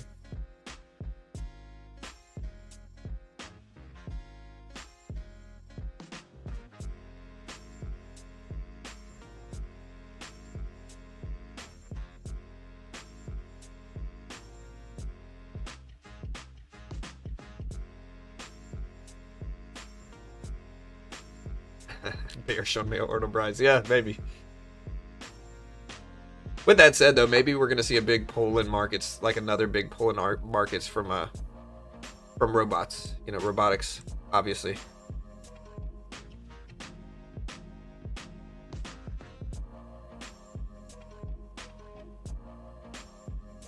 Looking at some robotics companies, I think we see like ISRG, Intuitive Surgical.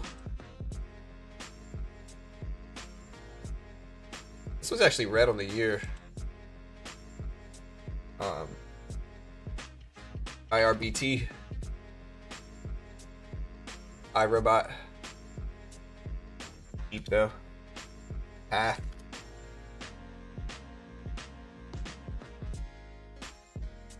You want to research these though, chat.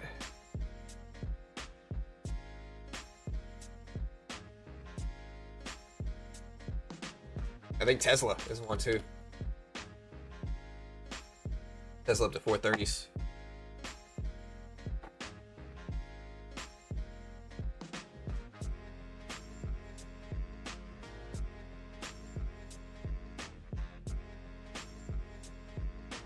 Which company has the potential of becoming Skynet?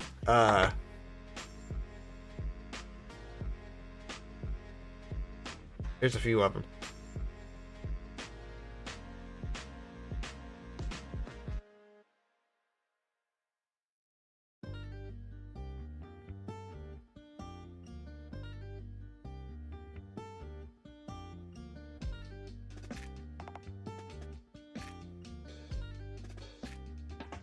The dollar index is still down. Nvidia still green on the day. It's kind of climbed back a lot.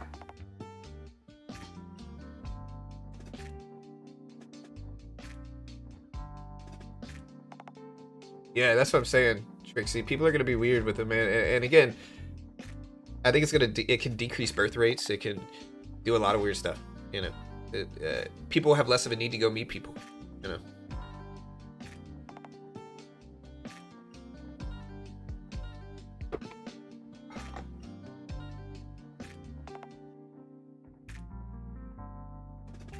Yeah, and if we're talking about robots, I think we're talking about like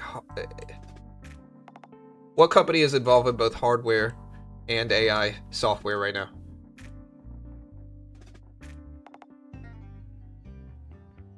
Nvidia is mostly software, or I mean, I'm sorry, mostly hardware.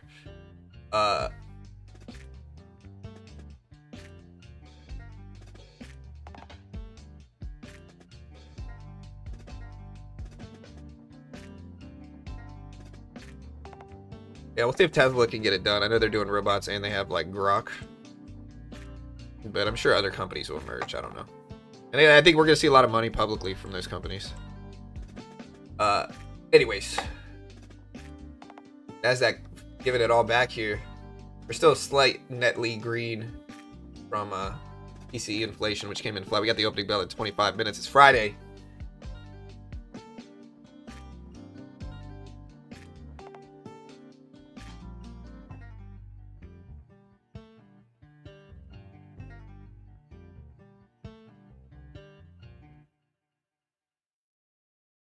Okay, gold's pushing up. I'm green on the day mostly because I bought gold just now and I wrote it up a little bit and sold. We got a little cushion into the opening bell because of that.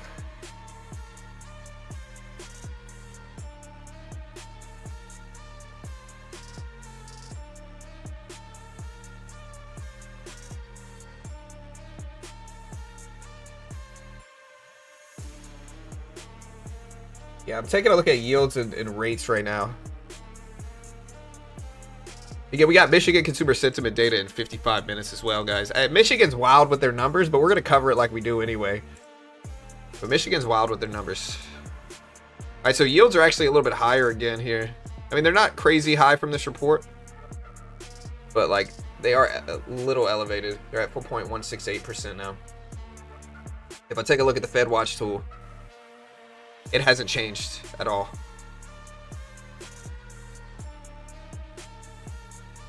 I actually like that movie. Circuits is a great movie. It's really sad to see what happened to Bruce, though. You know, he's non-vocal anymore. He can't talk anymore, unfortunately.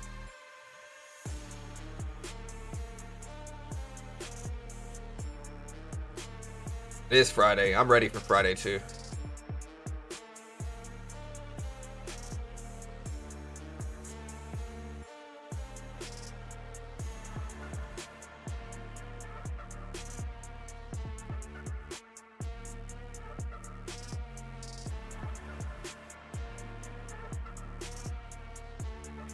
Gold spiking up here. Look at gold.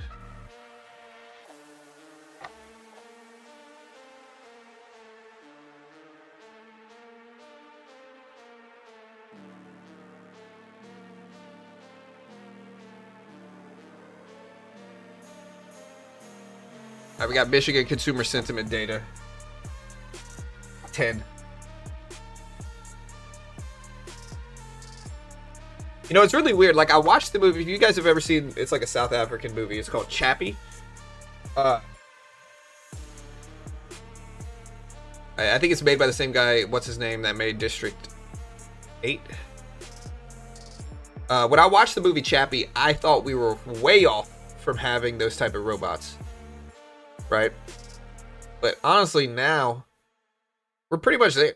Like, we're pretty much there where we can create a Chappie now, which is kind of crazy. You know, like AI has evolved so fast.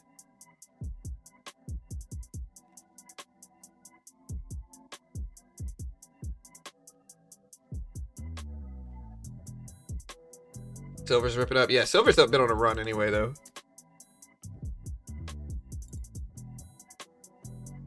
Silver's up to 45.70s. Silver's pumping up with gold.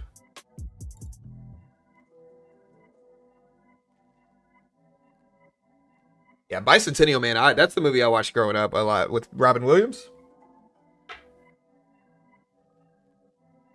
And the whole point of Bicentennial Man is that he started off as like a very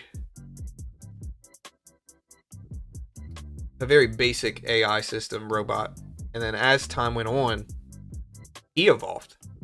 You know, he got better and better and better as time went on through the generations.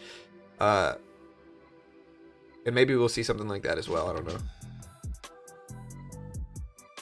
Yeah, I like Chappie. Chappie's a good movie. All right, guys. Nasdaq's pulling back again. Look at silver and gold spike here, guys. Gold spiking up to almost 3,800s again. Remember, the all-time highs on gold, 3824s. And so we're getting close to that now on gold.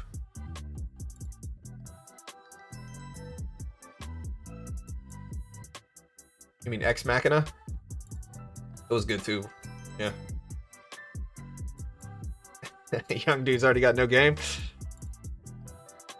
They're just interacting less. It's more online now. You know.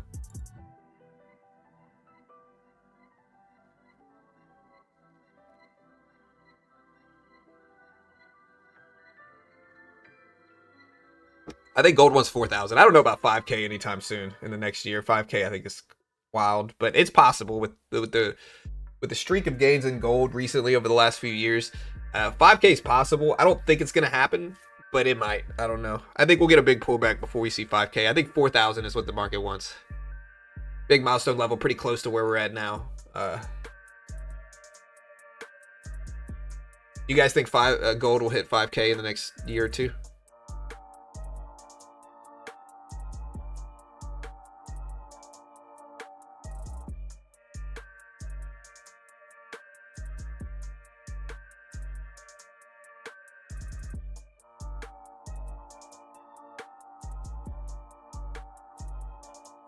We'll get to 4,000, then dumps, maybe. I'm looking to buy the 650 level if we can get it on the NASDAQ here. Silver's ripping up, gold's ripping up, Dixie's down. Yeah, that's possible.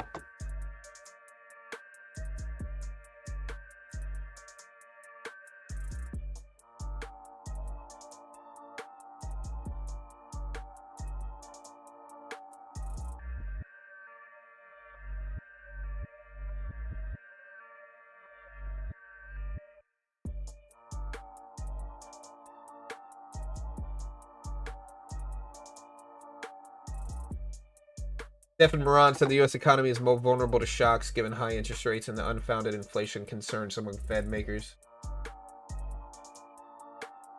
Did the U.S. central bank risk damage to the economy? Yeah, I mean, he's gonna... Okay. And again, I'm not saying he's wrong. I'm not saying I disagree with him. I'm not really saying he's right or I agree with him either. But I'm just kind of giving you the logic. Like, so Stephen Moran was put on the Fed by the president, basically. And so he's gonna... In response to that, he's going to reciprocate the president's views, right? And what does the president want? The president wants big cuts. He wants low interest rates. And so that's what Moran is going to mirror, is that. You know, Moran's going to say, hey, the economy's the risk the economy, inflation's fine, let's cut rates more, basically.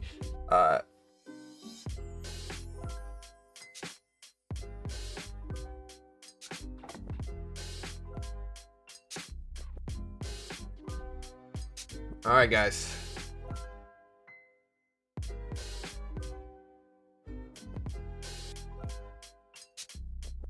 right, so we had Powell Tuesday.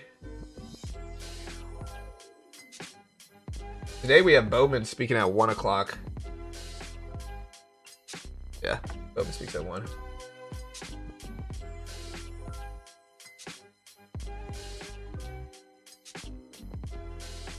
Is it District 9 or District 8? I already get it wrong.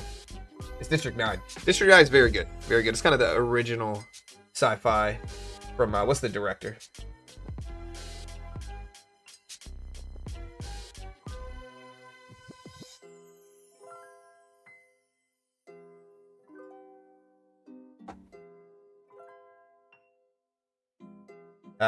Neil Blomkamp. Yeah. Who also did Chappie, I'm pretty sure.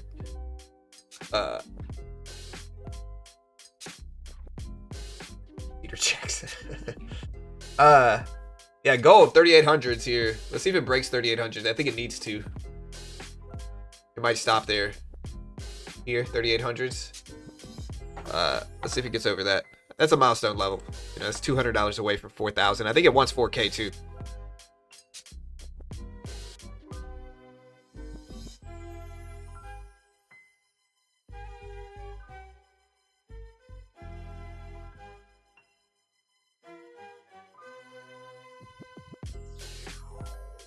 Oh, Peter Jackson did produce it. I didn't know that. I like Peter Jackson. Good. I liked Elysium too, to be honest. I didn't like Moon as much. I thought Moon was kind of crazy. I liked Elysium though.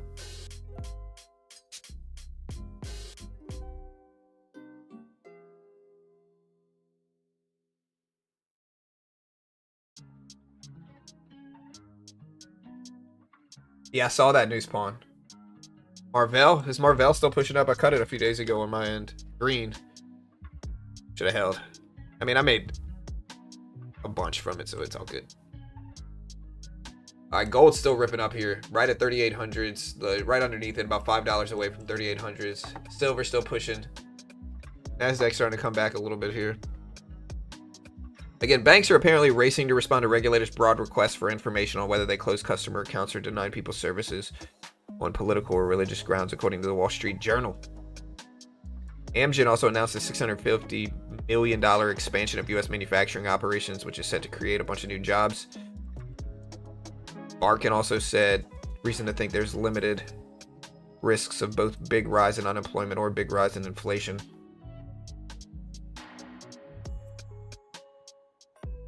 Barkin says spending is reasonably healthy for higher and lower income consumers. Do you guys agree with this? Is it good, Ryan? I almost watched that. I saw it.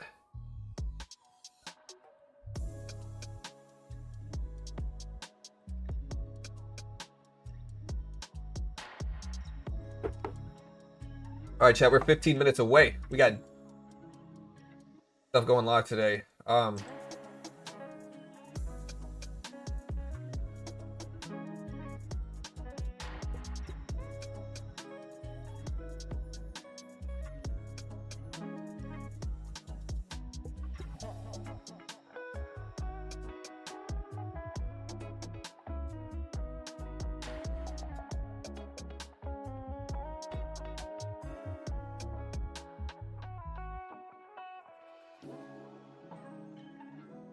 All right, guys, are you ready? 14 minutes.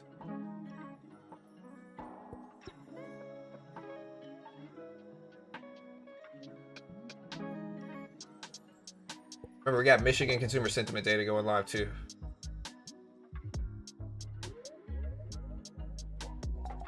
The president administration is restricting commercial driving licenses for non-U.S. citizens, according to U.S. Department of Treasury. I just saw this news here. Look at this.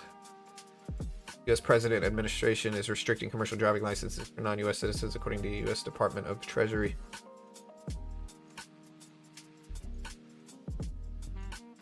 Or no, U.S. dot, I'm sorry, is U.S. Department of Transportation, not Treasury. Sorry. Yeah, dollar index has fallen down a little bit. Again, people expect earlier cuts, maybe. I don't know. How many likes we got? We got 450 likes. Can we break 500 today? Hey, do it now. Yeah, I've seen Upgrade with, who was it? It wasn't Keanu, it was the guy from Prometheus. Can't remember his name. But yeah, I've seen it. A long time ago. 10 years ago, maybe, whenever it first came out.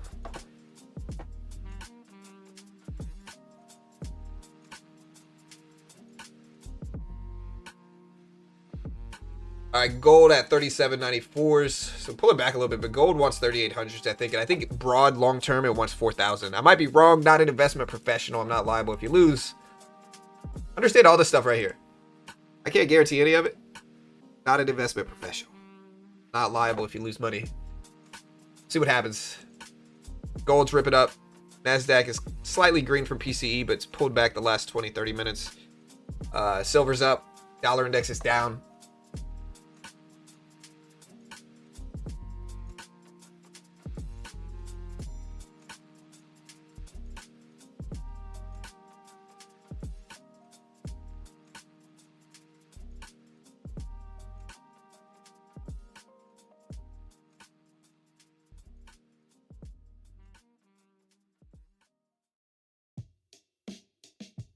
Target I like long term. Short term I don't know what it's going to do. I'm green on it. I'm holding it. I don't know what it's going to do though. I'm in it though. I'm hoping it goes up.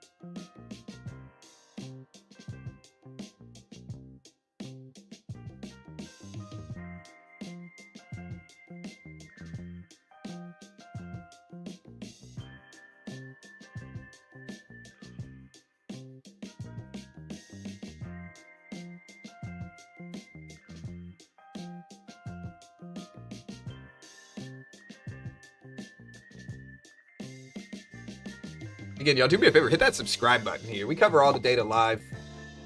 No matter what, we're here. We appreciate the love, thanks so much. But we cover all this stuff live right here on YouTube. If you haven't already subscribed, we appreciate it. We did break 166,000. I appreciate that, guys. Thanks so much. Gold dipping down a little bit. I kind of want to buy it right here. Should I buy gold?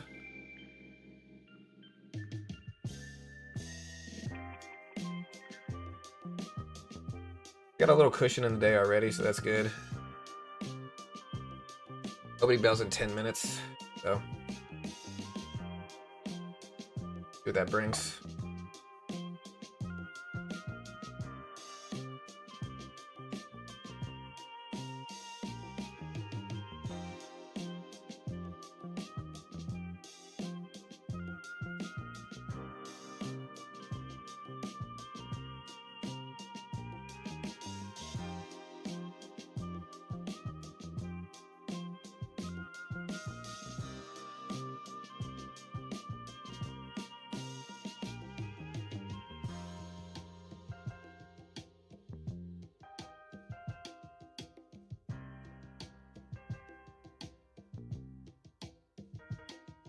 Yeah, markets are just split. I really don't know what we're going to get. We got 10 minutes into the opening bell, though. I know that.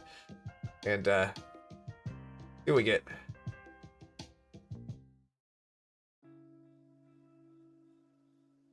I think we're close enough to 3,800 that gold might want to hit it, but never know.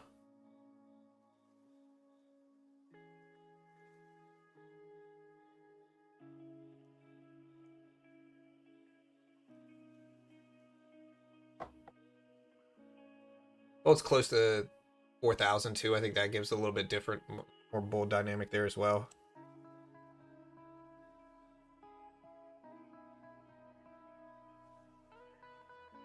Super cycle gold, commodity, precious metals.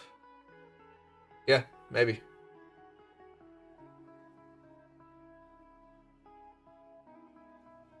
I've mostly made money on gold the last few days as well. Doesn't mean it's always going to go up, though. It's been easy to make money while it goes up. 8 minutes.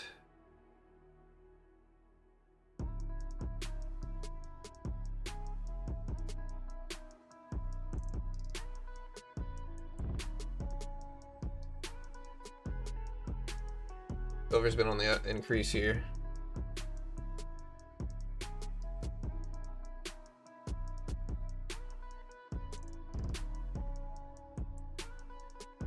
Just to see what silver does. Gold's been on a big push down now.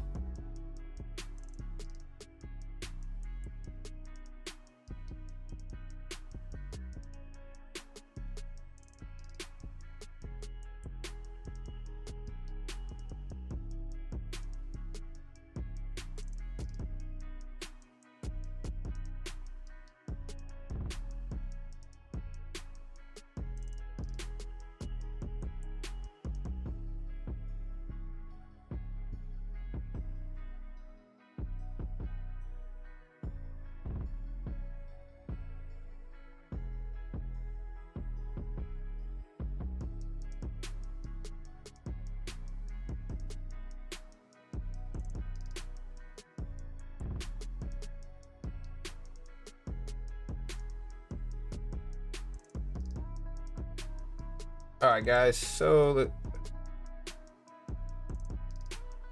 I don't know how young I am, Tommy. I got a 16-year-old daughter. She doesn't think I'm young.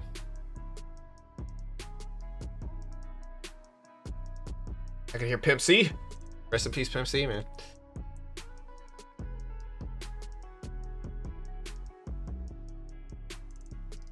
Yeah, here we go. We got the opening bell, 6 minutes.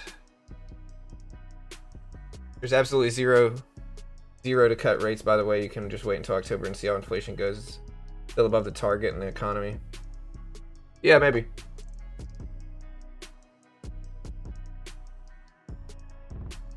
Gold dumping down into the opening bell, though.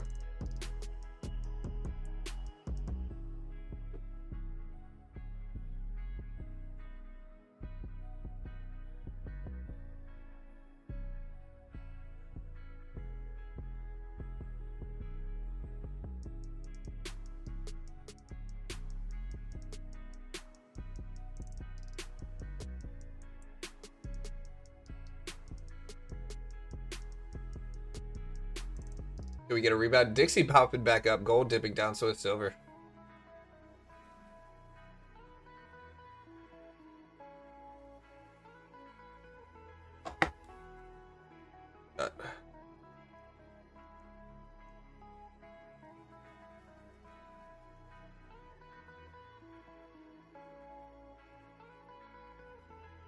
Rate cut odds dropped by about 2%. Are they back up yet? Sometimes they take a little bit longer to reflect. I've been watching yields, but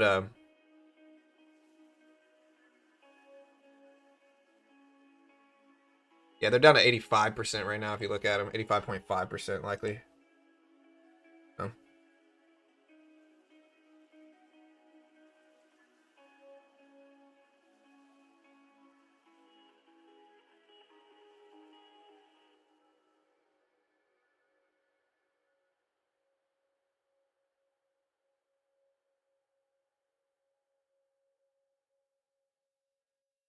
$85 to $15 basically right now. All right, guys, we got 4 minutes left until the opening bell.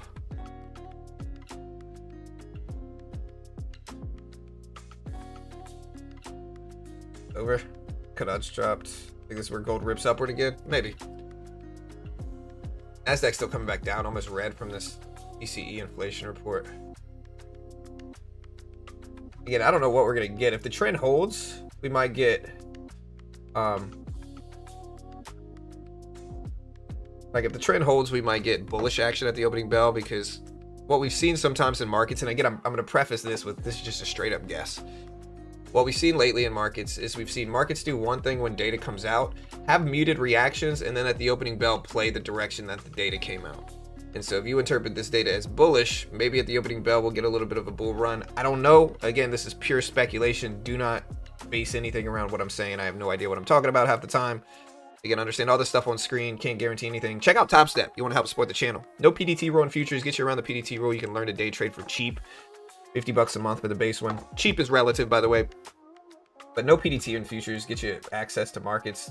Let you risk something. But not $5,000, $10,000, $20,000, $25,000 if you try to get around the PDT rule. Makes no sense to risk that much. The base one on Top Step is $50. You can check them out right here. They're a sponsor of mine. I'm biased. There's the link. We'll see what we get, though, at the opening bell here. We got 2.5 minutes left.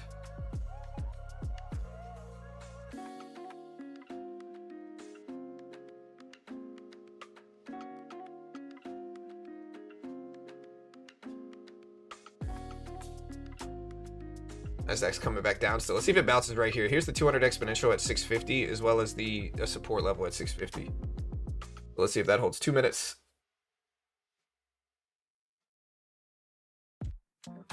Aspinall. Of course, Aspinall. Don is good. He's not good enough to beat Aspinall, though. His wrestling isn't good. Aspinall's just going to take him down and beat him up. Probably. Unless Gon gets like a good shot in, which could happen, but lower probability, I think. All right, guys, 1.5 minutes left.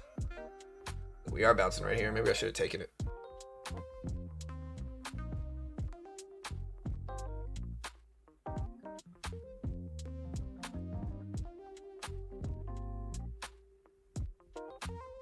Here we go. We got a minute.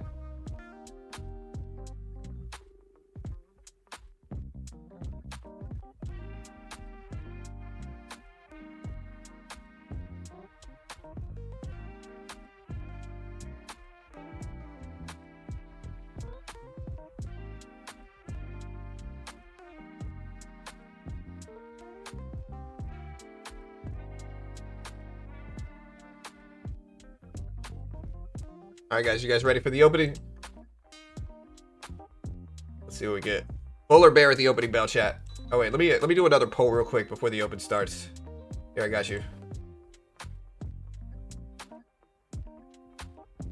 All right, there's the poll right now. Bull or bear for today's opening bell. Vote on that poll. Let me know what you guys think. We'll see what happens.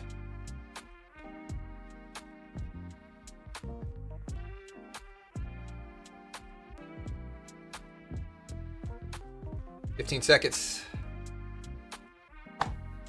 Really about 10 seconds. Hit the live button next to the play button. You'll catch up.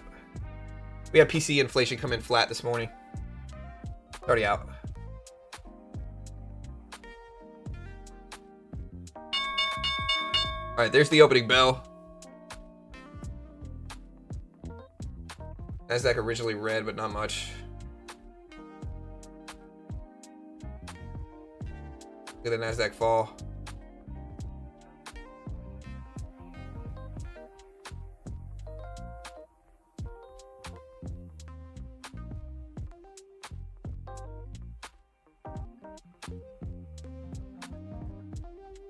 A bit of a red open here.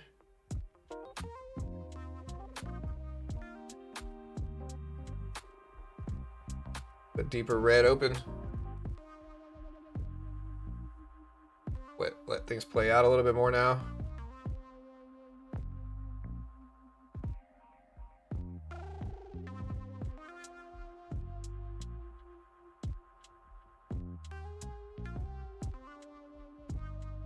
Nasdaq trying to bounce here. It bounces at 600s. The red just continues into them.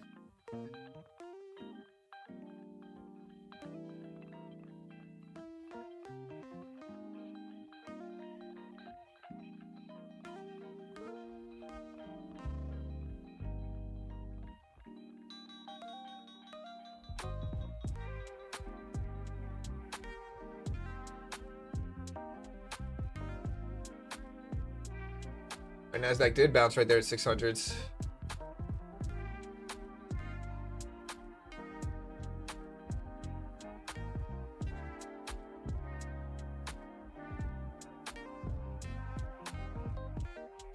We're gonna wait at least 5 minutes first.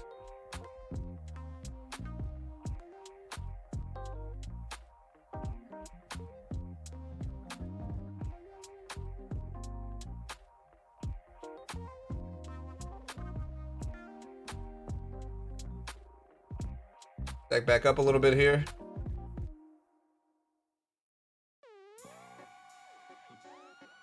Watching Nvidia's back up green on the day, technically green. It is Friday, guys. Y'all be careful. Where's Bitcoin at this morning? Bitcoin is still green on the day. The Nasdaq rip back up. Gold coming down a little bit, but a Dixie here.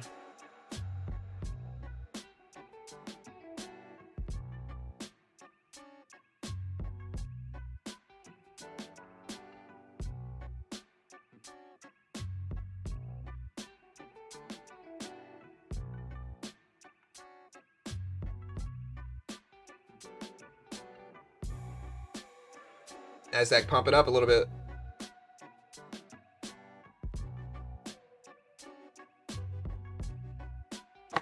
Big green candles in the Nasdaq here.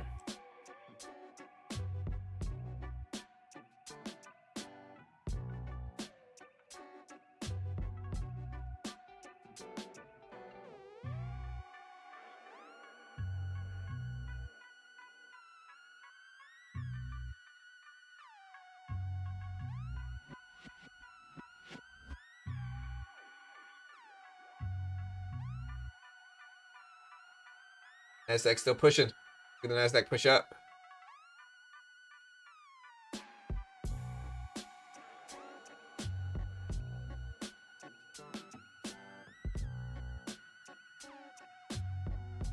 Look at that 24/7 level here. We just tapped it.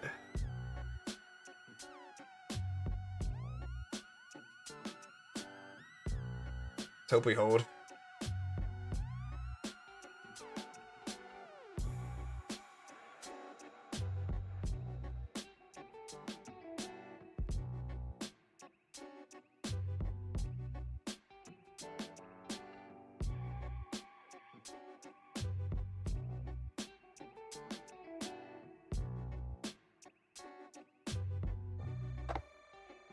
Dollar index coming down. So, all right. So I basically have the green light to trade with the NASDAQ here a little bit more here.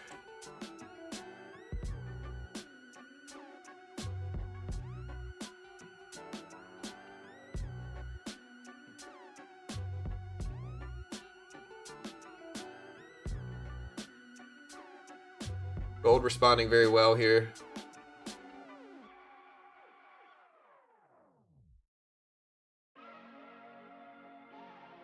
Get this dip.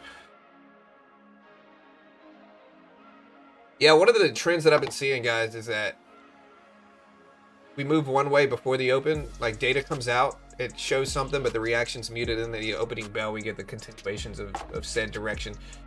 I've seen that a lot.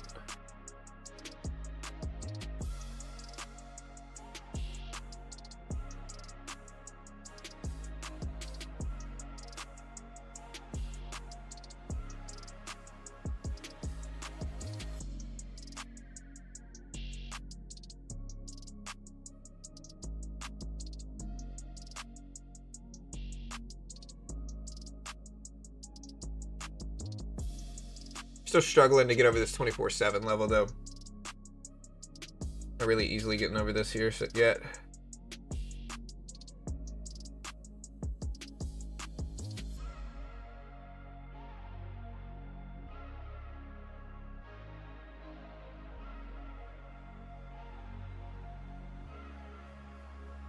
All right, so we made a little bit on this account in gold again. Gold's moving very strong. It's back up to 37.90s here. I see a small pullback now, or a larger one, I don't know.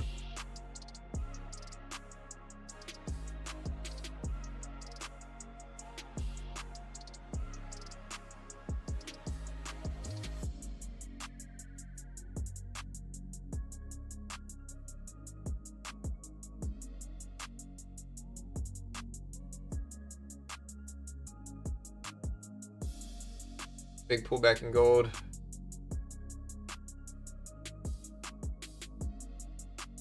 NASDAQ starting to dip.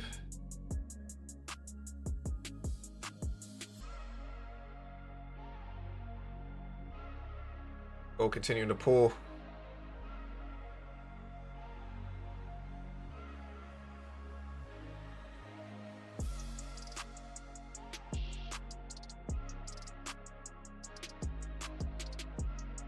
JP Morgan should buy all of Bitcoin. Maybe. They're already buying real estate.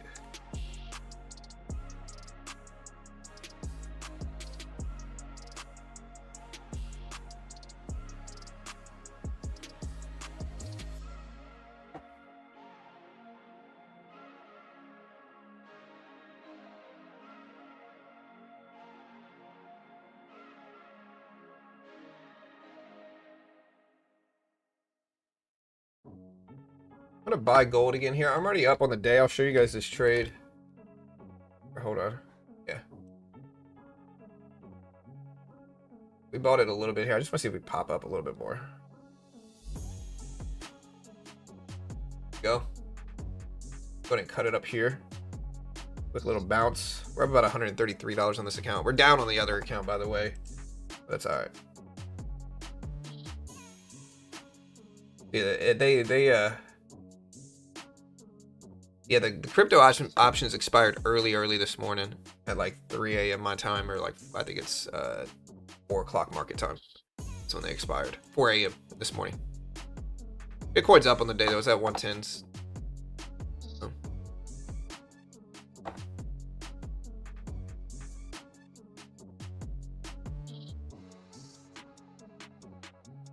I'm gonna switch to the NASDAQ here. Trading futures right now. This is futures.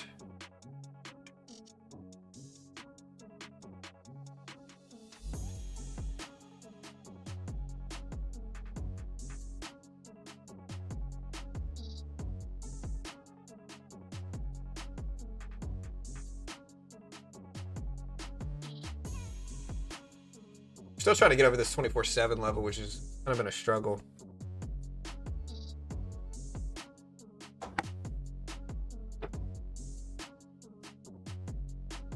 Wedbush lifts Tesla target to $600 a share. They raised its Tesla price target, citing an accelerated AI path centered on autonomous driving and robotics. The firm expects rollout in 30 plus cities within a year. Economists are also lifting growth outlook. Bloomberg's latest survey sees GDP rising 1.6 in Q3, up from 1.1. Full-year revised growth up to 1.7. Inflation expectations still holding at 2.8%. Revised data shows Q2 growth 3.8%, strongest since 23.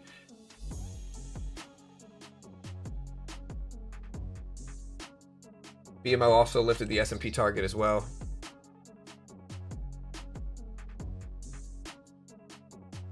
Oh yeah, we got Michigan consumer sentiment data today, guys. I forgot. So today, we got Michigan consumer sentiment data.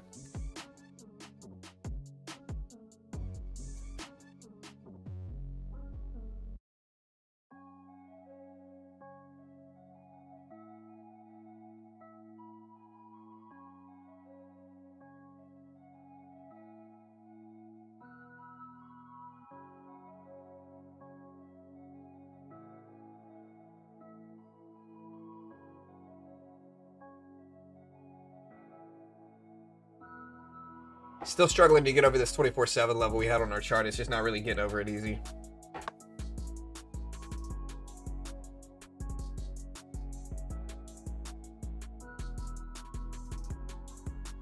Again, Michigan's wild with their data, though. They really are. They're kind of wild with their data.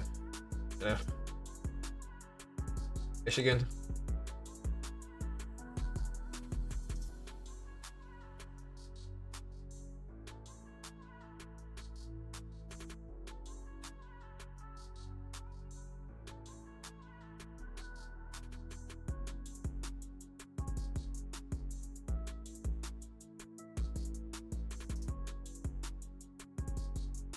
Still struggling to get over here.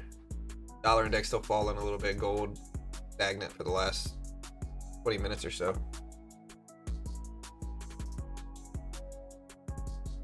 No, it's the University of Michigan survey, which is wildly inaccurate. It's not just Michigan. We're not talking about only Michigan data. It's the survey that the University of Michigan does, right? And again, their data is kind of wild, man. It's never really accurate. What I'm showing, like expectational numbers are 55.4. Last time was 58.2. So I'll put this up on screen now.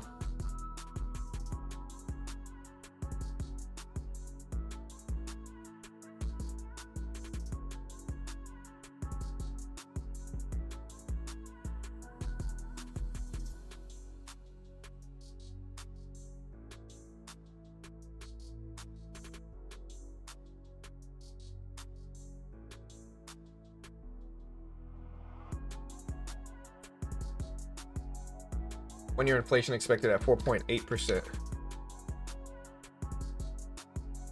A 5-year expected at 3.9%. A little bit worse than was last time.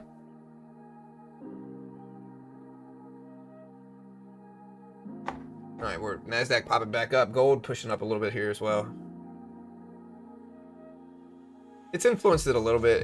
It just depends on higher or lower numbers. Inflation data matters too. But yeah, the University of Michigan numbers does influence it sometimes.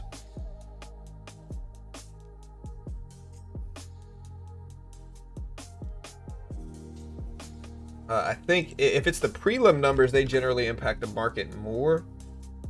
But this is the finalized numbers. But they might still move markets, but the prelim data is a little bit bigger. All right, NASDAQ testing that level again, 24/7s.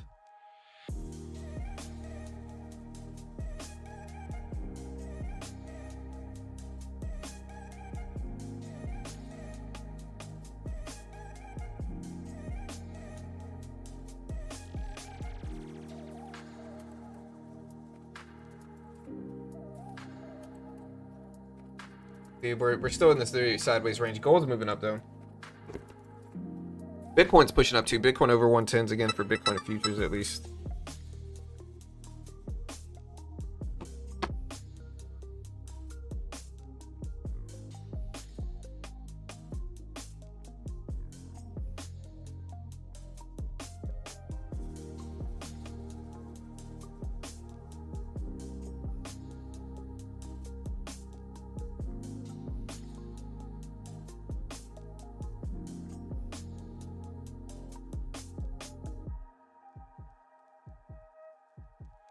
I don't know what to do here. I kind of want to buy the dip, but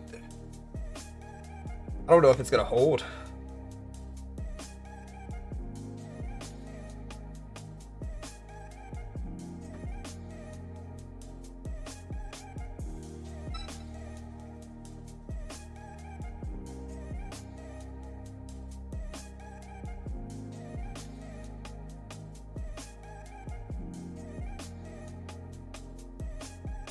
Yeah, we're waiting here, chat. Nvidia's breaking down though. It might be driving the market down. So I'm gonna put Nvidia up here. Here's Nvidia at 177s, under 177s now. This might be driving the market down.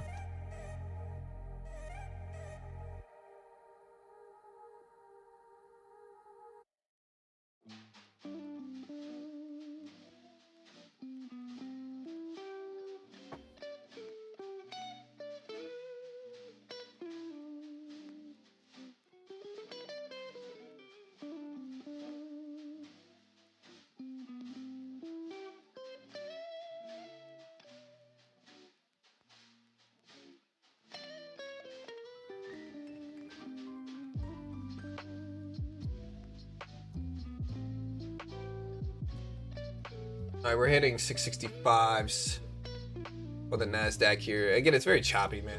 The range is small. It is Friday. Gold's elevated, though, in the last 1, 2, 3, 4, 5 minutes.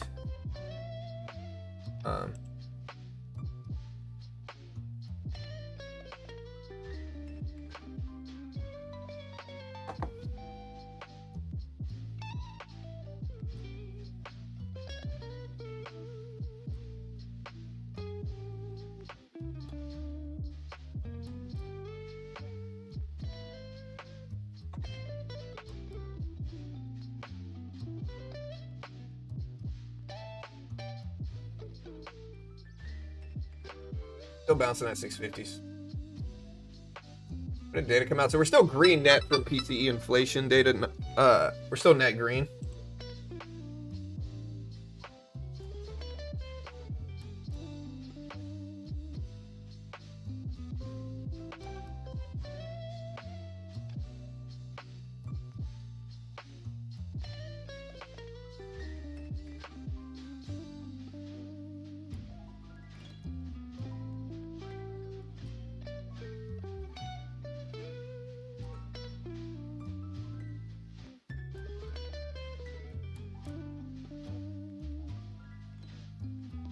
Back up to 24/7. 24/7 is a big level here as well.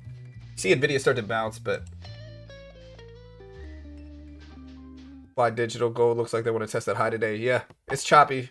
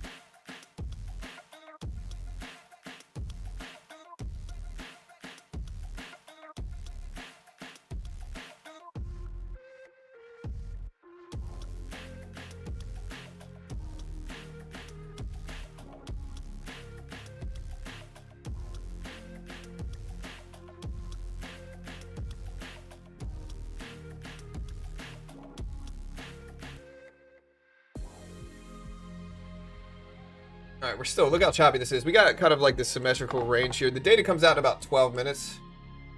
But like we have like a little symmetrical triangle looking thing, but expanding range, but tight. Not moving too much here. All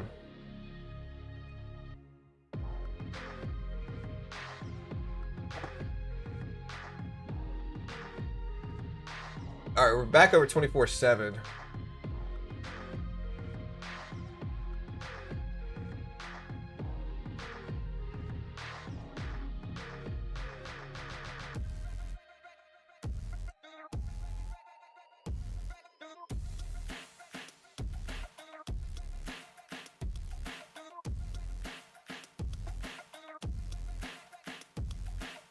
Megaphone pattern? Yeah, maybe. All right, guys, we got University of Michigan consumer sentiment inflation expectations dropping in about 10 minutes. Market's flat, sideways, not really doing much. We're green on this main account. We're red on the other one that we were trading. Just kind of sitting tight, waiting now. Yeah.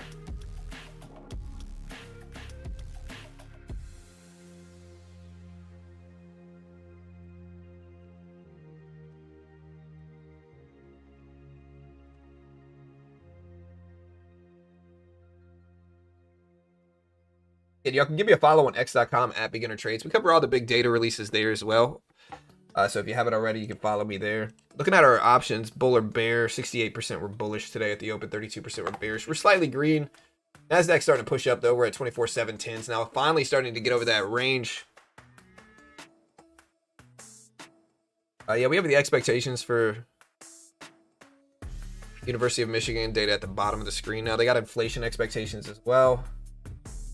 The finalized version, so unless they're going to change them wildly from last time. Barkin says, I see the monthly break-even jobs right now in the 0 to 50,000 range. The economy continues to move along, just not as strong as in 22 and 23. Evercore lifts Apple's price target to 290 as well.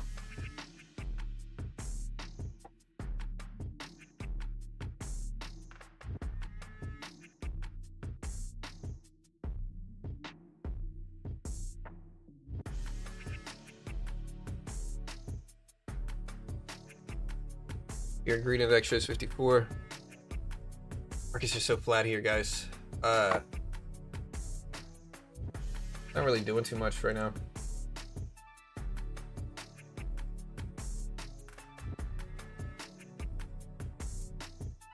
The president just said it looks like we have a Gaza deal.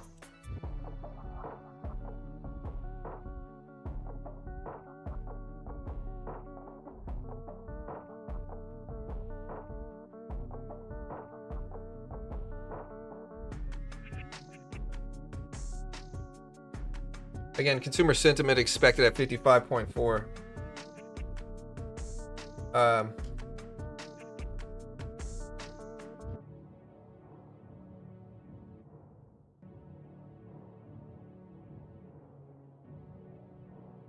Again, 1 year inflation expectations by the University of Michigan expected at 4.8 last time. It was 4.8.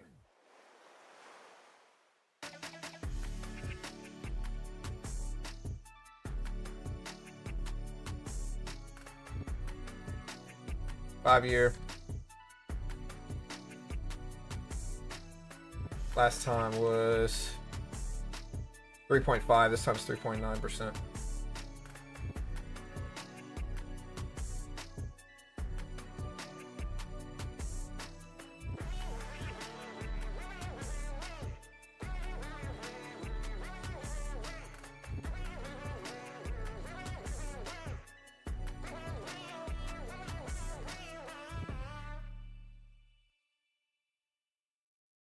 Such a small range, guys. Gold's been doing okay. It's over 37.90. I think it might want to hit 3,800 today, but we'll see.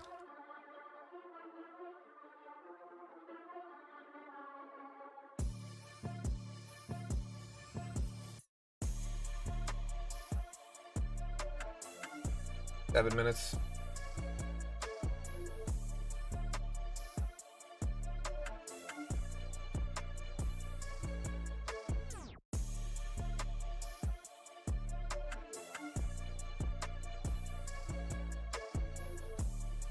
I don't know. The deadline for the US-China deal is going to be in November. So we still got a month and a half before the deadline. I'm sure we'll get updates in the next few months leading into that. NVIDIA is still testing lows of market open.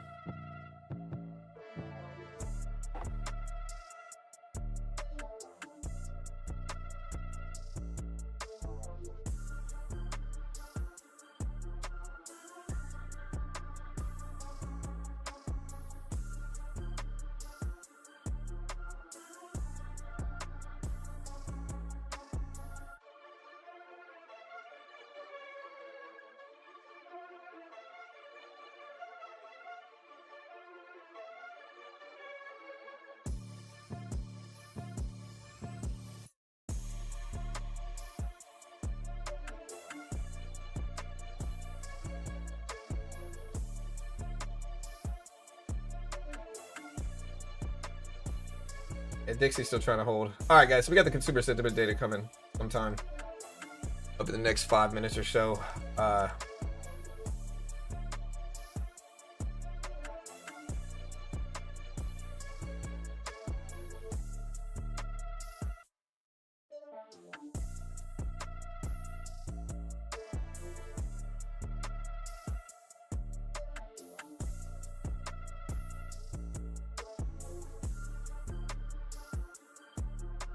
All right, guys, 4.5 minutes. I can put a timer up. I mean, we got like 4 minutes left, but I can put a timer up. Depends on the data. If it's big data at 8:30, I usually put a timer up. For small data at 10 a.m., it's kind of a moot point sometimes, but that's all right.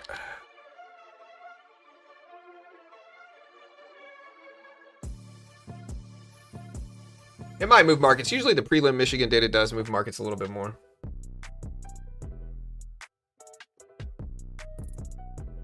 Yeah, but so 4.8% is still about 150% above the Fed's 2% target. Not good for rate cut prospects. Yeah, no, I agree.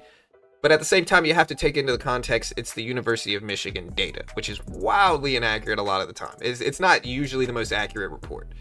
Like, I don't know what they're, doing in the lab over there at University of Michigan, but their inflation expectations have usually been pretty off. But you never know. I don't know. But from I cover it usually every time it drops. It's not the most accurate. We'll see, though. We'll see if it moves markets.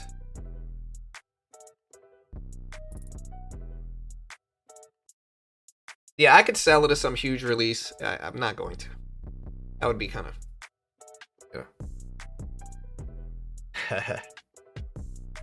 Yeah, I mean, I spent some time in Michigan this year. Alright. Let's see what we get. We got 3 minutes left.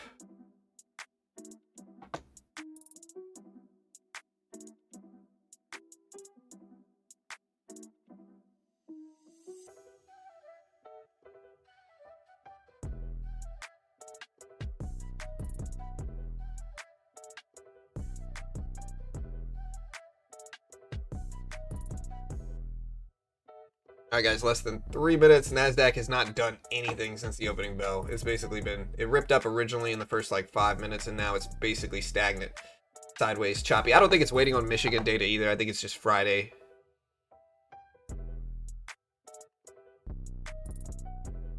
Again, consumer sentiment expected at 55.4. Last time it was 58 point something. What is it last time? Last time it was 58.2.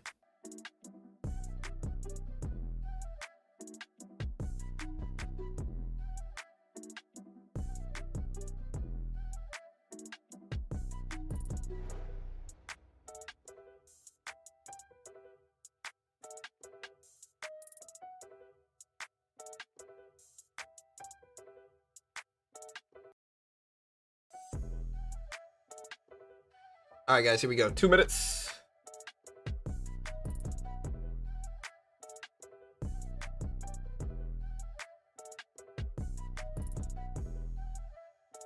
I got this up, ready.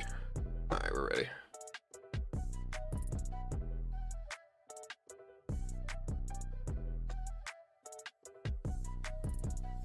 I could imagine the market's waiting for this, though. It's not a big enough release to really have that type of influence, I think. But again, hit the live button next to the play button. Catch up. We'll cover it regardless.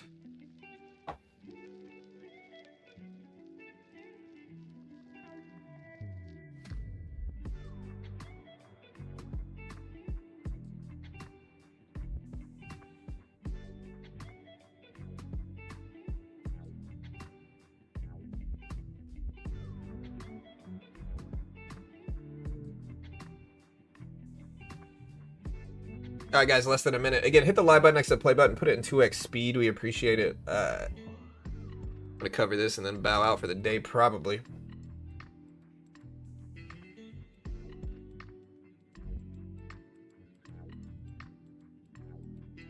Yeah, maybe way low. Maybe rather.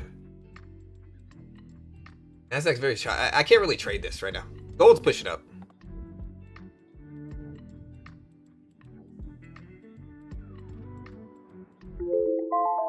This timer's a little bit early, a tad bit early. We got about 20 seconds left.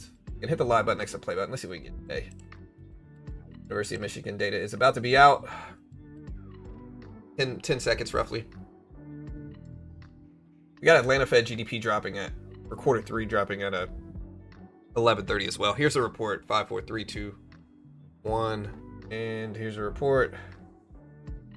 All right, 4.7% 1 year consumer sentiment lower than expected, 55.1 versus expected 55.4. 1 year expected now at 4.7 versus 4.8. 5 year expected at 3.7 versus 3.9%. So lower inflation expectations, and it might actually make the market go up. Shows weaker economic expectations.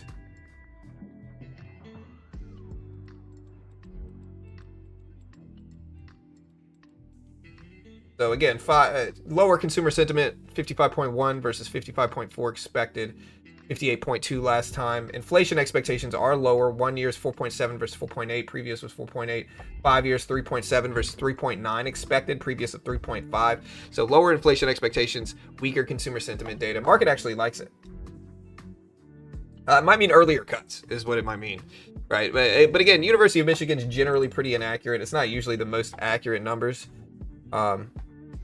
So market's going to interpret it as bullish for rate cuts, probably. And if we look at treasury yields, we can see the instant reaction to this. Weird though, yields have actually spiked. Not on this report. They're actually down from this report, I think. But they spiked up leading into this report. And then yields are down leading into... We'll see what happens here. See what the net effective yields are. Put like TNX up here.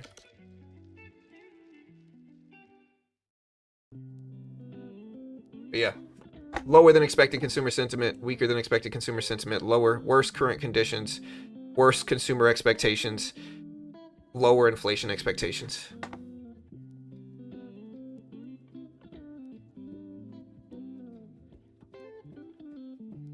Yeah, irregardless of whether...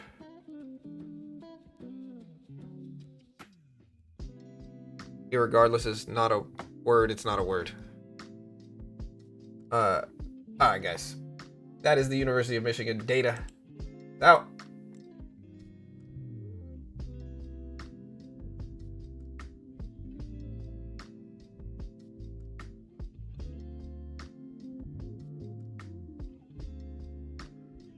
Regardless is not a word. It's really not. It's regardless. Like I was gonna go to the store regardless of whether they have ice cream. Irregardless doesn't make any sense. Anyways, listen guys, check out Top Step. You want to help support the channel? No PDT roll. Gold spike it up here on weaker consumer sentiment data. Almost at 3800s right now. Y'all be careful. It's the weekend. Y'all have a happy and safe weekend. Again, check out Top Step if you want to learn to day trade with $50 versus funding 5K and losing that probably day trading. No PDT roll in futures. You can day trade the S&P, Nasdaq, Dow, Russell, gold, some currencies. Commodities, very similar to day trading stocks. I could day trade the S&P, which is made up of stocks. I could day trade the Nasdaq, made up of stocks. Patterns are very similar to blue chip patterns. No PDT rule. Great way to learn in a structured environment where your risk is $50 versus thousands. It's just a good way to learn. They have their back to funded option, so if you fail and lose your funded account, you can reset it. Remember, I don't even claim to be a good day trader. I'm biased. I get paid, so I'm biased on all this stuff. So understand all this stuff on screen. I can't guarantee a thing. Not an investment professional. I'm not liable if you lose money. Understand all this on screen, guys. And yeah, I will pivot you guys to the next stream.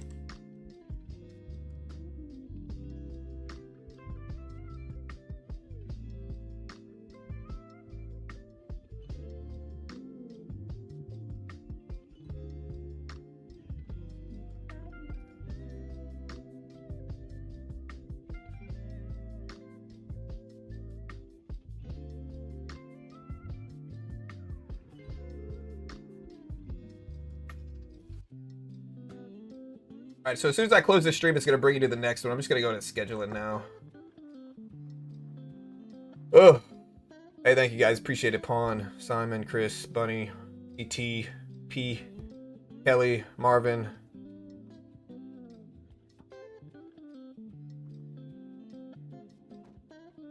I want ice cream now.